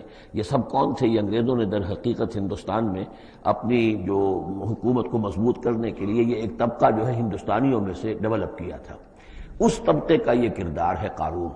اچھا، اس قسم کے لوگوں کو پھر انگریز بڑے بڑے ٹھیکے دیتے تھے۔ اب آرمی کے سپلائی کے ٹھیکے ہیں تو بڑے بڑے ٹھیکیدار یہی ہوتے تھے، انہی کے پاس سرمایہ ہو جاتے تھے۔ یہ ساری چیزیں جو ہے ایک دوسرے سے ملی جلی ہوئی ہیں۔ اسی طرح کا ایک شخص جو ہے یہ قارون تھا اسرائیلی، اور نہ صرف اسرائیلی، حضرت موسیٰ علیہ السلام کا سگا چچازاد بھائی، فرسٹ کزن، لیکن یہ کہ یہ حکومت کے ساتھ فرعون کے دربار میں اس کی رسائی تھی، وہاں اس کی پذیرائی تھی، اور وہاں سے اس کو مراعات ملتی تھی۔ اس نے اتنی دولت سمیٹ لی تھی، جیسے ہمارے ہاں بھی بعض اب جو سیاسی کردار ہیں وہ گویا کہ علامتی بن گئے دولت سمیٹنے میں، تو بے تحاشا دولت اس نے جمع کر لی تھی۔ اب اس کا کردار سامنے آ رہا ہے۔ ان قارون کان من قوم موسیٰ، یقیناً قارون جو ہے وہ موسیٰ کی قوم ہی سے تھا۔ تورات میں اس کا نام قورہ آیا ہے، یعنی قارون کے بجائے قورہ، یہ کوئی تلفظ کا فرق ہو سکتا ہے۔ فبغى علیہم، اگرچہ موسیٰ کی قوم میں سے تھا لیکن اس نے زیادتی کی، سرکشی کی، شرارت کی اپنی قوم کے خلاف، یعنی غداری کی۔ وآتیناہ من الکنوز، اور ہم نے اسے اتنے خزانے دیے تھے، ما ان مفاتحہ لتنوء بالعصبۃ اولي القوہ، کہ اس کی کنجیاں اٹھانے کے ضمن میں بڑے طاقتور جوانوں کی ایک جماعت بھی تھک جاتی تھی۔ یہ ذرا بات سمجھ آج نہیں آئے گی کہ آخر اتنی وہ کنجیاں کتنی ہوتی ہوں گی، تو اصل میں یہ کنجیاں جو تالے ہیں ہمارے جس طرح کے، یہ تو اب ایجاد ہوئی ہے۔ پچھلے زمانے میں کیا ہوتا تھا کہ کوئی بڑا سٹور ہے تو اس کے آگے بڑا ایک پھاٹک لگا ہوا ہے، اور اس پھاٹک کے ساتھ جو دروازے کو بند کرنے کے لیے بڑی لمبی لکڑیاں لگائی جاتی تھیں، تو اس طریقے سے وہ جو اڑنگے لگائے جاتے تھے اسی سے وہ پھر دروازے جو ہے بند ہوتے تھے۔ تو اس طرح کی کوئی شے ہوگی، ورنہ جس طرح کے تالے اب ہمارے ہاں ہوتے ہیں اس طرح کے تالے تو اتنے نہیں ہو سکتے کسی بھی معاملے کے، لیکن یہ کہ اس کو اگر ذہن میں رکھیں تو بہرحال اس سے جو مراد ہے وہ یہ کہ دولت بے انتہا اس کے پاس جمع تھی۔ اذ قال له قومه، جبکہ اس سے کہا اس کی قوم نے، لوگوں نے کہا، کچھ بھلے لوگ بھی ہوں گے، جیسے ہم مکالمہ سورہ کہف میں پڑھ آئے ہیں، 2 آدمیوں کا مکالمہ تھا، ایک وہ درویش تھا اور وہ عارف باللہ تھا، اللہ پر ایمان رکھنے والا تھا، اور ایک وہ تھا کہ جو دولت میں مست ہو گیا تھا، مال مست تھا۔ تو وہاں کچھ لوگوں نے جو اچھے لوگ ہوں گے ان سے کہا، اس سے قارون سے، لا تفرح ان اللہ لا يحب الفرحین۔ یہ ذرا یہاں پر 4 چیزیں 5 چیزیں جو آ رہی ہیں گنتے جائیے کہ ایسے لوگ جن کے پاس بہت سی دولت جمع ہو گئی ہو ان کو ان 4-5 چیزوں کو پیش نظر رکھنا چاہیے۔ سب سے پہلے یہ کہ لا تفرح ان اللہ لا يحب الفرحین، اس پر اتراؤ نہیں، اتراؤ مت، اللہ تعالیٰ کو اترانے والے پسند نہیں۔ نمبر 2 وابتغ فیما آتاک اللہ الدار الآخرہ، جو کچھ اللہ نے تمہیں دولت دی ہے تو اس سے دار الآخرہ حاصل کرنے کی کوشش کرو، اللہ کے لیے خرچ کرو تاکہ آخرت میں تمہیں اس کا اجر و ثواب ملے، تو تم گویا کہ آخرت کو خریدو گے اپنی اس دولت کے عوض۔ ان اللہ اشتری من المؤمنین انفسهم واموالهم بان لهم الجنہ۔ نمبر 3 ولا تنس نصیبک من الدنیا، معلوم ہوتا کہ بخیل بھی بہت تھا کہ وہ اپنے اوپر بھی کچھ خرچ نہیں کرتا تھا، جمع کرنے ہی کے اس کو فکر دامنگیر رہتی تھی۔ اور مت بھولو خود اپنا حصہ بھی دنیا میں سے، جیسے کہ ہم نے سورہ اعراف میں پڑھا تھا کہ قل من حرم زینۃ اللہ التی اخرج لعبادہ والطیبات من الرزق، اگر اللہ نے کسی کو کچھ دیا ہے تو پھر وہ اچھا کھائے اچھا پہنے، اس میں کس نے حرام کیا ہے؟ کوئی رہبانیت کا انداز تو نہیں ہے۔ اور یہ بھی ہم پڑھ چکے ہیں سورہ الفرقان میں کہ وہ اللہ کے جو نیک بندے ہیں عباد الرحمن، ان کے اوصاف میں سے ہے والذین اذا انفقوا لم یسرفوا ولم یقتروا، وہ لوگ کہ جو خرچ کرتے ہیں تو نہ تو اسراف کرتے ہیں لیکن اس کے ساتھ ہی بخل سے بھی کام نہیں لیتے۔ تو یہ بخیلی مت کرو، اور اس جو دولت تمہیں اللہ نے دی ہے اس سے کم اپنی ذات پر بھی خرچ کرو، اچھا کھاؤ اچھا پہنو۔ چوتھی چیز وَأَحْسِن كَمَا أَحْسَنَ اللَّهُ إِلَيْكَ، اور لوگوں پر احسان کرو، لوگوں کے ساتھ بھلائی کرو جیسے اللہ نے تمہارے ساتھ بھلائی کی ہے۔ اللہ نے تمہیں دولت دی ہے تو جو بھی تمہاری قوم کے یا اور دوسرے لوگ بھی ہوں، اس میں تو کوئی علیحدہ تخصیص نہیں ہے، غریبوں کا، محتاجوں کا، مسکینوں کا، ان کا جو حق ہے وفی اموالہم حق معلوم للسائل والمحروم، تو اس میں سے یہ ہے کہ اللہ نے تم پر احسان کیا ہے، یہ دولت دی ہے تو تم لوگوں کے ساتھ احسان کرو۔ اور پانچویں بات ولا تبغی الفساد فی الارض، زمین میں فساد مت بچاؤ۔ اب یہ کیا مراد ہے؟ فساد کون سا مچا رہا تھا؟ وہ نبی تھے اس وقت کے حضرت موسیٰ علیہ السلام۔ حضرت موسیٰ علیہ السلام اپنے کار نبوت و فرائض رسالت کی ادائیگی میں پوری طریقے سے لگے ہوئے ہیں، اور کچھ لوگ ان کے ساتھ دے رہے ہیں، ان کا ہاتھ بٹا رہے ہیں۔ اب کچھ لوگ اس کام میں جب اڑنگا ڈالیں گے تو گویا کہ یہ فساد فی الارض ہے۔ اللہ تعالیٰ جو خیر چاہتا ہے موسیٰ کے ذریعے سے وجود میں آئے، اب اگر آپ موسیٰ کی مخالفت کریں گے، اس کی اسکیموں کو ناکام کرنے کی کوشش کریں گے، یہ وہی بات ہے جو منافقین کے بارے میں سورہ بقرہ کے دوسرے رکوع میں آ چکی ہے۔ وَإِذَا قِيلَ لَهُمْ لَا تُفْسِدُوا فِي الْأَرْضِ قَالُوا إِنَّمَا نَحْنُ مُصْلِحُونَ أَلَا إِنَّهُمْ هُمُ الْمُفْسِدُونَ وَلَٰكِن لَا يَشْعُرُونَ، جب ان سے کہا جاتا ہے کہ تم زمین میں فساد یہی تھا کہ ایک جماعت ہے، ایک تحریک ہے، اس کا ایک نظم ہے، اس نظم کے خلاف تم ریشہ دوانیاں کر رہے ہو، اور اگر اس کی اسکیموں کو فیل کرنے کی کوشش کر رہے ہو تو گویا کہ جو اصلاحی عمل ہے، جو انقلاب برپا کرنے کے لیے جد و جہد ہو رہی ہے، اس کو نقصان پہنچا رہے ہو۔ ان اللہ لا يحب المفسدین، اللہ کو ایسے مفسد پسند نہیں ہے۔ تو یہ 5 چیزیں گن لیجئے۔ نمبر 1 لا تفرح ان اللہ لا يحب الفرحین۔ نمبر 2 وابتغ فیما آتاک اللہ الدار الآخرہ، جو کچھ اللہ نے دیا ہے اس سے آخرت کا گھر حاصل کرنے کی کوشش کرو، یعنی انفاق فی سبیل اللہ، اللہ کی راہ میں صرف کرنا۔ نمبر 3 ولا تنس نصیبک من الدنیا، خود دنیا سے بھی تم بھی اپنا حصہ حاصل کرو، اچھا کھاؤ اچھا پہنو۔ وَأَحْسِن كَمَا أَحْسَنَ اللَّهُ إِلَيْكَ، اور خلق خدا پر بھی احسان کرو جیسے کہ اللہ نے تم پر احسان کیا ہے۔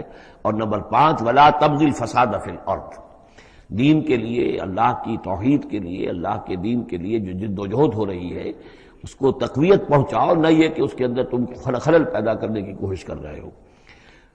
اعلیٰ انما اوتیتہ علی علم عندی، اس نے کہا کہ یہ دولت جو ہے تم سمجھتے ہو مجھے اللہ نے دی ہے، یہ تو مجھے دی گئی ہے میرے علم کی بنیاد پر، میرے اندر علم ہے، فہم ہے، سمجھ ہے، میری پلاننگ ہے، اس کے نتیجے میں نے دولت کمائی ہے۔ یہ ہے در حقیقت ایک مادہ پرست انسان کا، جو ایک زر پرست اور مادہ پرست انسان جو ہے وہ سمجھتا ہے میری صلاحیت، میں نے بر وقت اندازہ کر لیا تھا کہ اب مارکیٹ میں اس چیز کی ڈیمانڈ پیدا ہوگی اور میں نے اس کے لیے بندوبست کیا، تو اب مجھے بارے نیارے ہو گئے ہیں، تو یہ میری ذہانت ہے، میں نے اندازہ کر لیا کہ اب یہ جو ہے اتار چڑھاؤ جو ہے بازار میں آنے والا ہے، اسی کے حساب سے میں نے کچھ خرید و فروخت کی ہے تو مجھے دولت مل گئی ہے۔ تو اوتیتہ علی علم عندی، میرے پاس علم ہے، اس کی بدولت مجھے یہ سب کچھ دیا گیا ہے، مجھے یہ ملا ہے، میں نے کمایا ہے۔ اولم یعلم، کیا وہ جانتا نہیں کہ ان اللہ قد اہلک من قبلہ من القرون، کہ اللہ تعالیٰ نے اس سے پہلے بہت سی قوموں کو ہلاک کیا، من ہوا اشد منہ قوۃ، جو اس سے کہیں بڑھ کر تھی طاقت میں بھی، وہ اکثر و جمعا، اور جن کے پاس مال و اسباب دنیاوی اور دولت کے انبار بھی ان سے زیادہ جمع تھے۔ ولا يسأل عن ذنوبهم المجرمون، اور اللہ تعالیٰ کو اس کی ضرورت پیش نہیں آئے گی کہ مجرموں سے ان کے جرم پوچھے۔ یعنی اللہ تعالیٰ کے پاس تو پورا حساب کتاب موجود ہے، اعمال نامے موجود ہیں، اسے کسی سے پوچھنے کی ضرورت نہیں ہوگی کہ تم کیا جرائم کر کے آئے ہو. تو یہ تو گویا کہ از خود اللہ کے علم میں ہے، اور اظہر من الشمس ہوگا. یہی بات سورہ رحمان میں آئے گی، فَيَوْمَئِذٍ لَا يُسْأَلُ عَنْ ذَنبِهِ إِنسٌ وَلَا جَانٌ. کسی بھی انسان سے اور کسی بھی جن سے پوچھنے کی ضرورت نہیں ہوگی، بلکہ یہ کہ در حقیقت ان کے تو ماتھے پر لکھا ہوا ہوگا، یعرف المجرمون بسیماہم فیؤخذ بالنواصی والاقدام.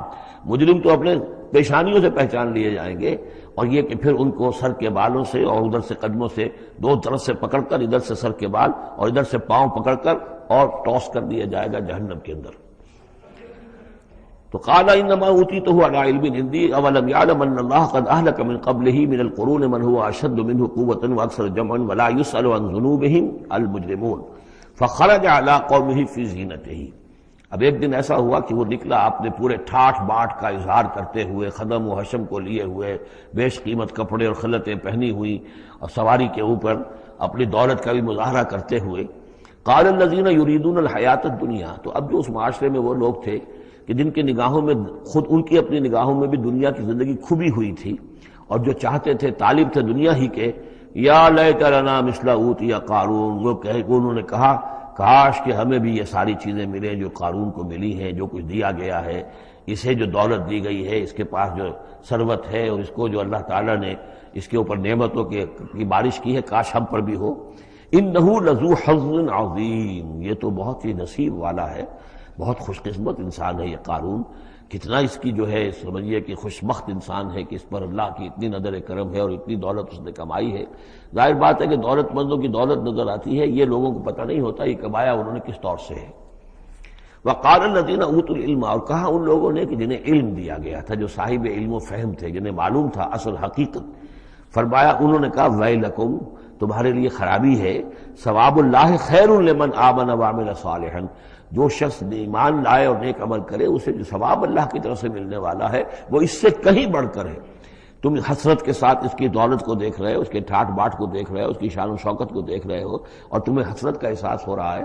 اگر تم واقعتاً ایمان اور عمل صالح کی شرائط پوری کرو تو جو کچھ اللہ تعالیٰ تمہیں دے گا خود اس دنیا میں بھی. سورہ نور میں ہم پڑھ چکے ہیں، لَيَسْتَخْلِفَنَّهُمْ فِي الْأَرْضِ. حکومت ان کو دے گا، خلافت ان کی قائم کرے گا جو ایمان اور عمل صالح کا حق ادا کر دے.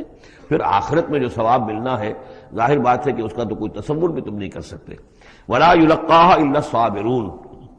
لیکن وہ جو صبر ہے، وہ جو اجر و ثواب ہے آخرت کا، وہ انہی لوگوں کو حاصل ہو سکے گا کہ جو صبر کرنے والے ہوں. اس دنیا میں وہ جیسے بھی ہو، ضروریات پوری ہو جائیں، بس اس سے زیادہ کی ہوس نہ رکھیں. ایسا نہ ہو کہ کسی کے سامنے ہاتھ پھیلانا پڑے. حضور کی حدیث ہے ما قل و کفا خیر مما کثر والہا. کم ہو چیز لیکن کفایت کر جائے، ضرورت پوری ہو گئی، وہ اس سے کہیں بہتر ہے کہ زیادہ ہو، بہتات ہو، دولت بہت ہے اور وہ اللہ سے غافل کر دے. اس لیے کہ جب بہتات ہوگی تو انسان پر غفلت طاری ہو جائے گی. جب ایسا ہو کہ آج کے کھانے کا تو ہے، کل کے لیے اللہ پر توکل ہے، تو اللہ یاد رہے گا، پھر انسان اللہ کو بھولے گا نہیں. تو ما قل و کفا خیر مما کثر والہا ولا يلقاها الا الصابرون فخسفنا به وبداره الارض. تو ہم نے اسے یعنی قارون کو اور اس کے محل کو ہم نے دھسا دیا زمین میں. اللہ تعالیٰ کی طرف سے عذاب خسف کا آیا اس پر. فما كان له من فئة ينصرونه. تو اس کے نہ تو کوئی ایسا لاؤ لشکر رہا کہ جو اس کی مدد کرتا من دون اللہ، اللہ کے مقابلے میں. وما كان من المنتصرین. نہ خود وہ اس قابل تھا کہ کوئی انتقام لے سکتا اللہ سے، معاذ اللہ. وَأَصْبَحَ الَّذِينَ تَمَنَّوْا مَكَانَهُ. اب وہ لوگ کہ جو تمنا جنہوں نے کی تھی بالامس، جو گزشتہ شام، اب جس رات کو وہ خسف ہوا ہے، اگلے روز جو دھوم مچی کہ وہ تو قارون کا محل جو زمین میں دھنس گیا، اس کے سارے خزانے بھی گئے، وہ خود بھی گیا زمین کے اندر. تو اب جو وہاں پر شور ہوا ہوگا تو وہی لوگ جو پچھلی شام کو تو یہ کہہ رہے تھے کاش ہمیں بھی وہی کچھ ملے جو کچھ قارون کو دیا گیا ہے، یہ تو بڑا خوش قسمت انسان ہے.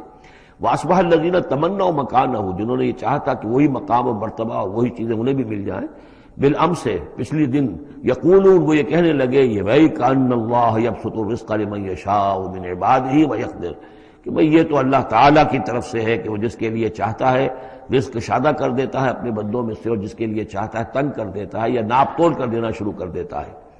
لولا ان من اللہ علینا، اگر اللہ تعالیٰ نے ہم پر احسان نہ فرمایا ہوتا، لخسف بنا، تو ہم بھی اسی طریقے سے خسف کر دیے گئے ہوتے. یعنی ہم تو کہہ رہے تھے کہ ہم بھی اس جیسے ہو جائیں، ہمیں بھی اس کی سی دولت مل جائے، لیکن اس کی دولت کا جو انجام آج ہماری نگاہوں کے سامنے آیا ہے، لولا ان من اللہ، اگر اللہ تعالیٰ نے ہم پر یہ احسان نہ کیا ہوتا کہ ہمارے پاس وہ دولت نہیں تھی، لخسف بنا، تو ہم کو بھی اسی طریقے سے زمین میں دفا دیا گیا ہوتا. وَكَأَنَّهُ لَا يُفْلِحُ الْكَافِرُونَ، خرابی، لیکن یہ جان لو کہ کافر لوگ فلاح نہیں پائیں گے. بڑی خرابی ہے، بڑی ہلاکت ہے، اور کافر لوگ جو ہے وہ فلاح نہیں پائیں گے. تو یہ کردار ہے قارون کا. اب اس صورت کے آخری آیات ہیں، اور میں چونکہ اب ابتدا میں جس قدر اہتمام کے ساتھ یہ جوڑوں کا تعلق بیان کر رہا تھا، کیونکہ میں نے محسوس کیا کہ رفتار تیز ہونی چاہیے، اس میں کچھ کمی کر دی ہے. اب یہاں بھی نوٹ کر لیجئے گا کہ یہی سورۃ القصص اور اس سے پہلے سورۃ النمل، ان کے درمیان کیا کیا مشابہتیں ہیں، خاص طور پر اس آخری آیات میں. فرمایا تلک الدار الآخرۃ نجعلها للذین لا یریدون علوا فی الارض ولا فسادا، یہ جو آخرت کا گھر ہے یہ ہم نے ریزرو کیا ہے ان لوگوں کے لیے کہ جو زمین میں اپنی بڑائی، اپنا اقتدار نہیں چاہتے، اپنی بلندی نہیں چاہتے اور نہ فساد چاہتے. وہ اللہ کے دین کی سربلندی کے لیے محنت کر رہے ہیں، اس کے نتیجے میں ہو سکتا ہے کہ اللہ تعالیٰ انہی کو ذمہ داری دے دے، لیکن وہ طالب نہیں ہے حکومت کے، وہ اپنی سربلندی کے طالب نہیں ہے. اس سے زمین و آسمان کا فرق ہے کہ ایک ہے کہ آپ کسی نظریے کے لیے کام کر رہے ہیں. اب نظریے میں اگر آپ کی جد و جہد ہے، انقلاب میں آپ کامیاب ہو گئے تو ظاہر بات ہے کہ پھر انقلاب کے بعد ذمہ داری سنبھالنی پڑے گی.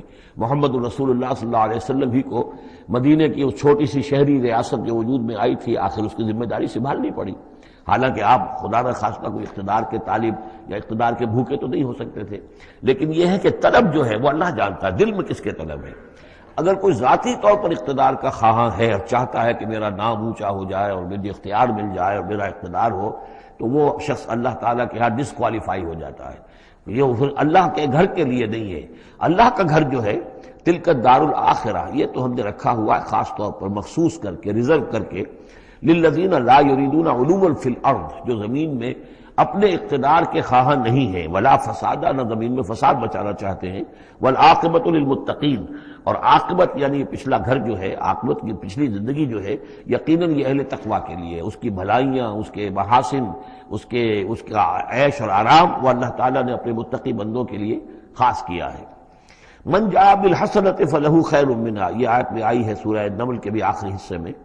جو کوئی شخص کوئی نیکی لے کر آئے گا تو اسے بدلہ ملے گا اس سے بہتر.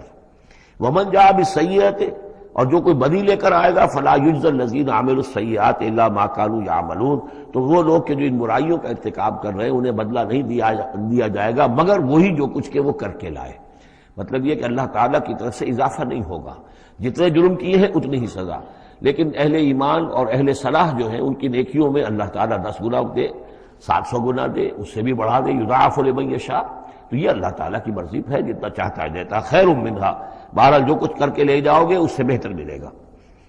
الا ما لا یجزی الذین عملوا السیئات الا ما كانوا یعملون، انہیں وہی کچھ ملے گا جو کچھ کہ وہ عمل کر کے لائے تھے. ان الذی فرض علیک القرآن لرادک الی معاد، سورہ نمل میں آیا تھا کہ مجھے وَأُمِرْتُ أَنْ أَتْلُوَ الْقُرْآنَ، مجھے تو حکم دیا گیا میں قرآن سناتا رہوں، قرآن پڑھ کر تمہارے سامنے میں قرآن کے ذریعے سے انذار اور تبشیر اور قرآن کی تبلیغ اور قرآن کے ذریعے سے تذکیر اور قرآن کے ذریعے سے تمہارے جو نفسیاتی اور روحانی روگ ہیں ان کی شفا کے لیے میں کوشش کرتا رہوں. میرا کام تو یہ ہے. ان اتلو القرآن، مجھے حکم دیا گیا میں قرآن کی تلاوت کرتا رہوں، تلاوت پڑھ کر قرآن تمہیں سناتا رہوں.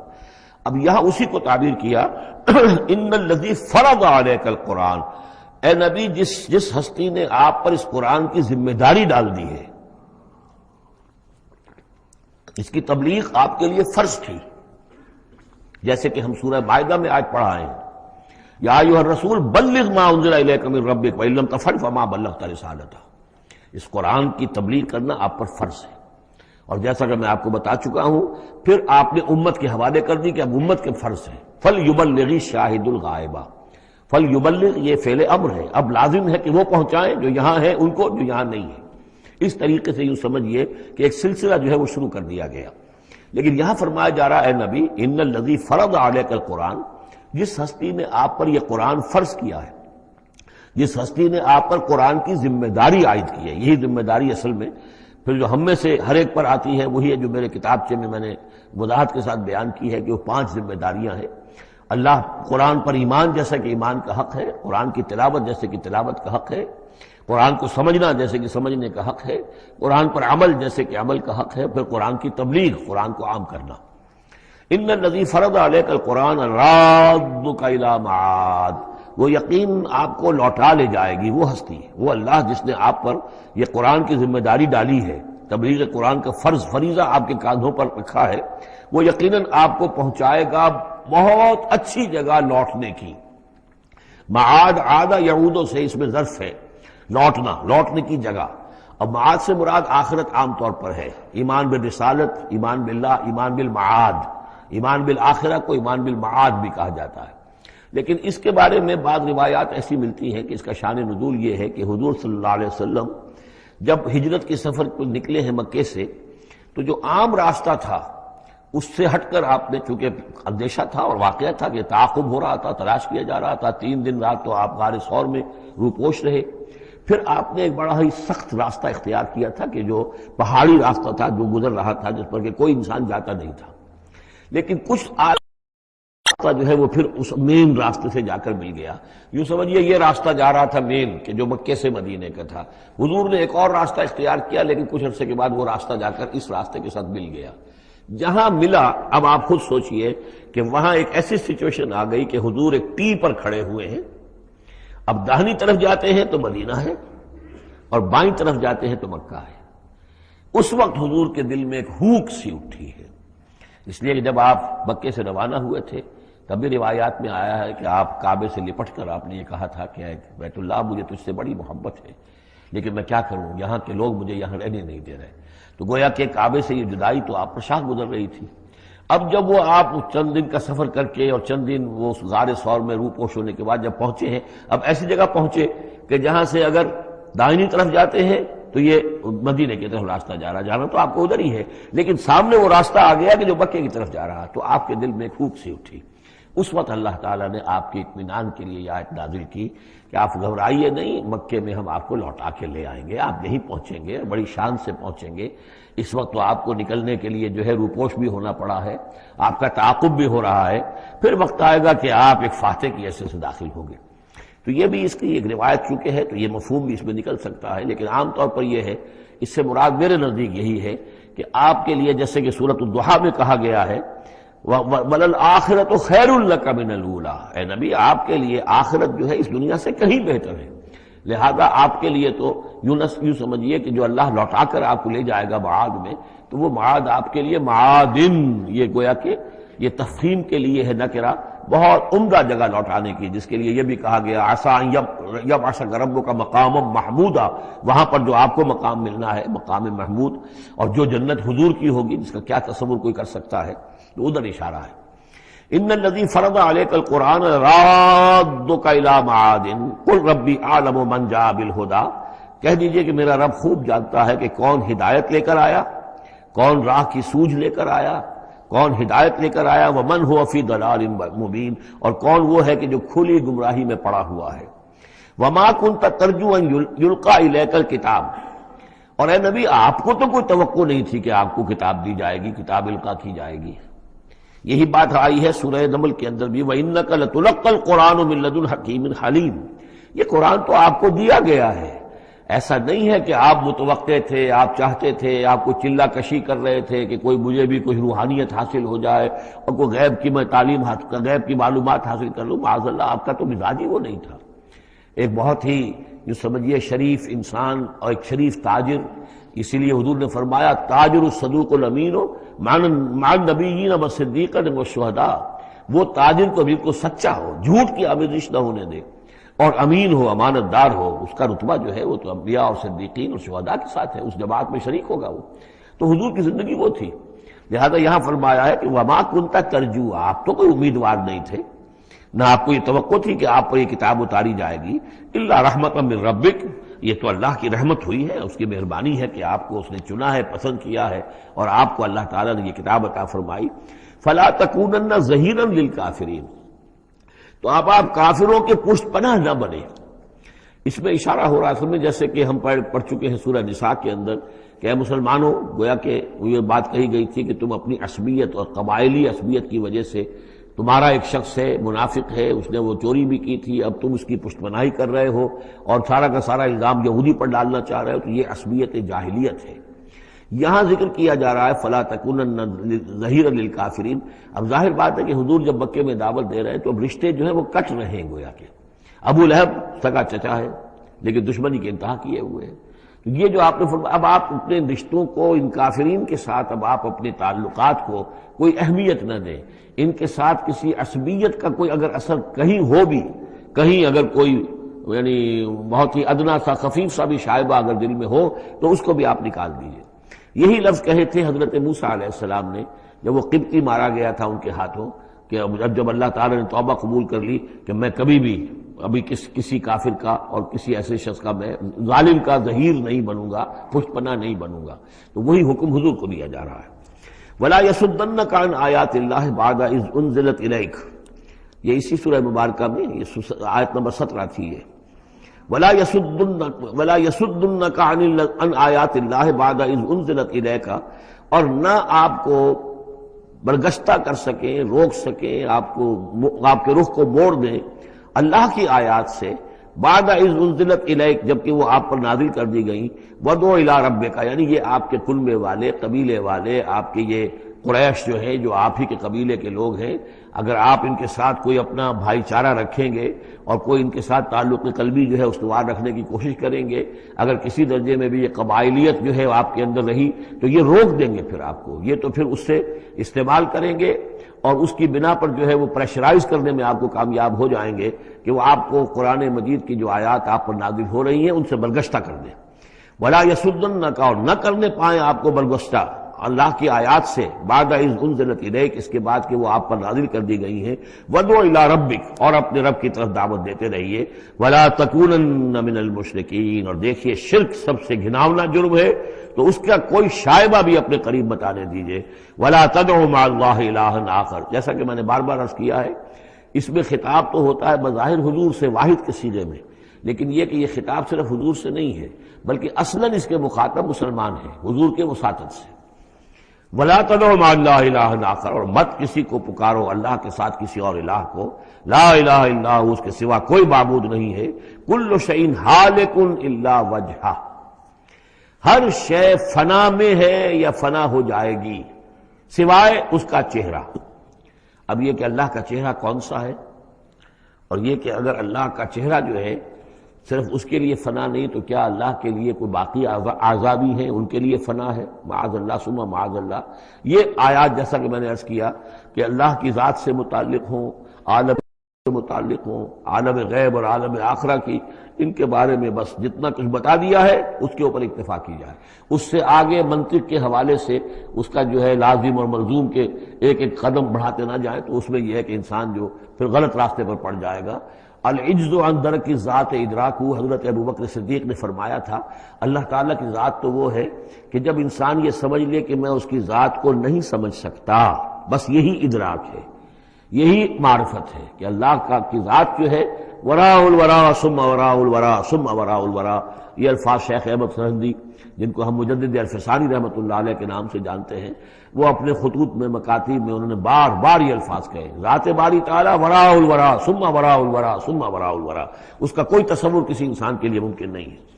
لیکن یہ کہ ہر شے ہلاک ہو جانے والی ہے سوائے اللہ کے چہرے کے۔ ظاہر بات ہے کہ ہر شے کے لیے فنا ہے، اور یہاں پہ اکثر لوگوں نے پھر اس منہ سے مراد لیا پوری ہستی، جیسے کہ ہم بھی کسی کے منہ دیکھو کہ یہ کام کر رہا ہے تو گویا کہ کسی کے لیے، کسی کی رضا جوئی کے لیے کر رہا ہے، تو اس اعتبار سے گویا کہ ذات باری تعالیٰ تو ہے کہ جو ہمیشہ قائم رہنے والی ہے، اور یہاں اس کے چہرے سے مراد اس کی پوری ذات ہے۔ باقی جو کچھ ہے، اب جو ہمارے ہاں صوفیہ ہیں جو وحدت وجود کے قائل ہیں، وہ تو اب بھی سمجھتے ہیں کہ باقی جو کچھ ہے وہ ہے ہی نہیں، معدوم کے درجے میں ہے، اس کی کوئی حقیقت نہیں ہے۔ کل ما فی الکون وہم او خیال او وقوف فی المرایا او ظلال، جو بھی کچھ اس کائنات کے اندر ہے اللہ کی ذات کے سوا یا تو وہ وہم ہے، کل ما فی الکون وہم او خیال او وقوف فی المرایا، یا جیسے کہ شیشوں میں عکس نظر آتے ہیں، آئینہ قد آدم ہے، آپ اس کے سامنے کھڑے ہیں تو آپ پیچھے بھی نظر آ رہے ہیں اس کے، ہے تو نہیں آپ وہاں، جو جیسے کہ شیشے میں عکس ہوتا ہے کہ اس کا وجود کوئی نہیں، اسی طریقے سے یہ کائنات جو ہے اپنی اصل کے اعتبار سے معدوم کے درجے میں ہے۔ اور پھر یہ کہ یہ بھی ہمارا عقیدہ ہے کہ ہر شے فنا ہو جائے گی۔ لہ الحکم، اسی کے لیے ہے اختیار، بادشاہی، حکومت، وَإِلَيْهِ تُرْجَعُونَ، اور اسی کی طرف تم لوٹا دیے جاؤ گے۔ یہاں یہ 4 صورتیں جو تھیں اس سورہ اس گروپ کی، وہ میں نے عرض کیا تھا کہ 4 ایک مزاج کی ہیں، اور اب جو 4 ہیں وہ ایک مزاج کی ہیں، اور یہ چاروں اب شروع جو ہو رہی ہیں وہ الف لام میم سے ہو رہی ہیں۔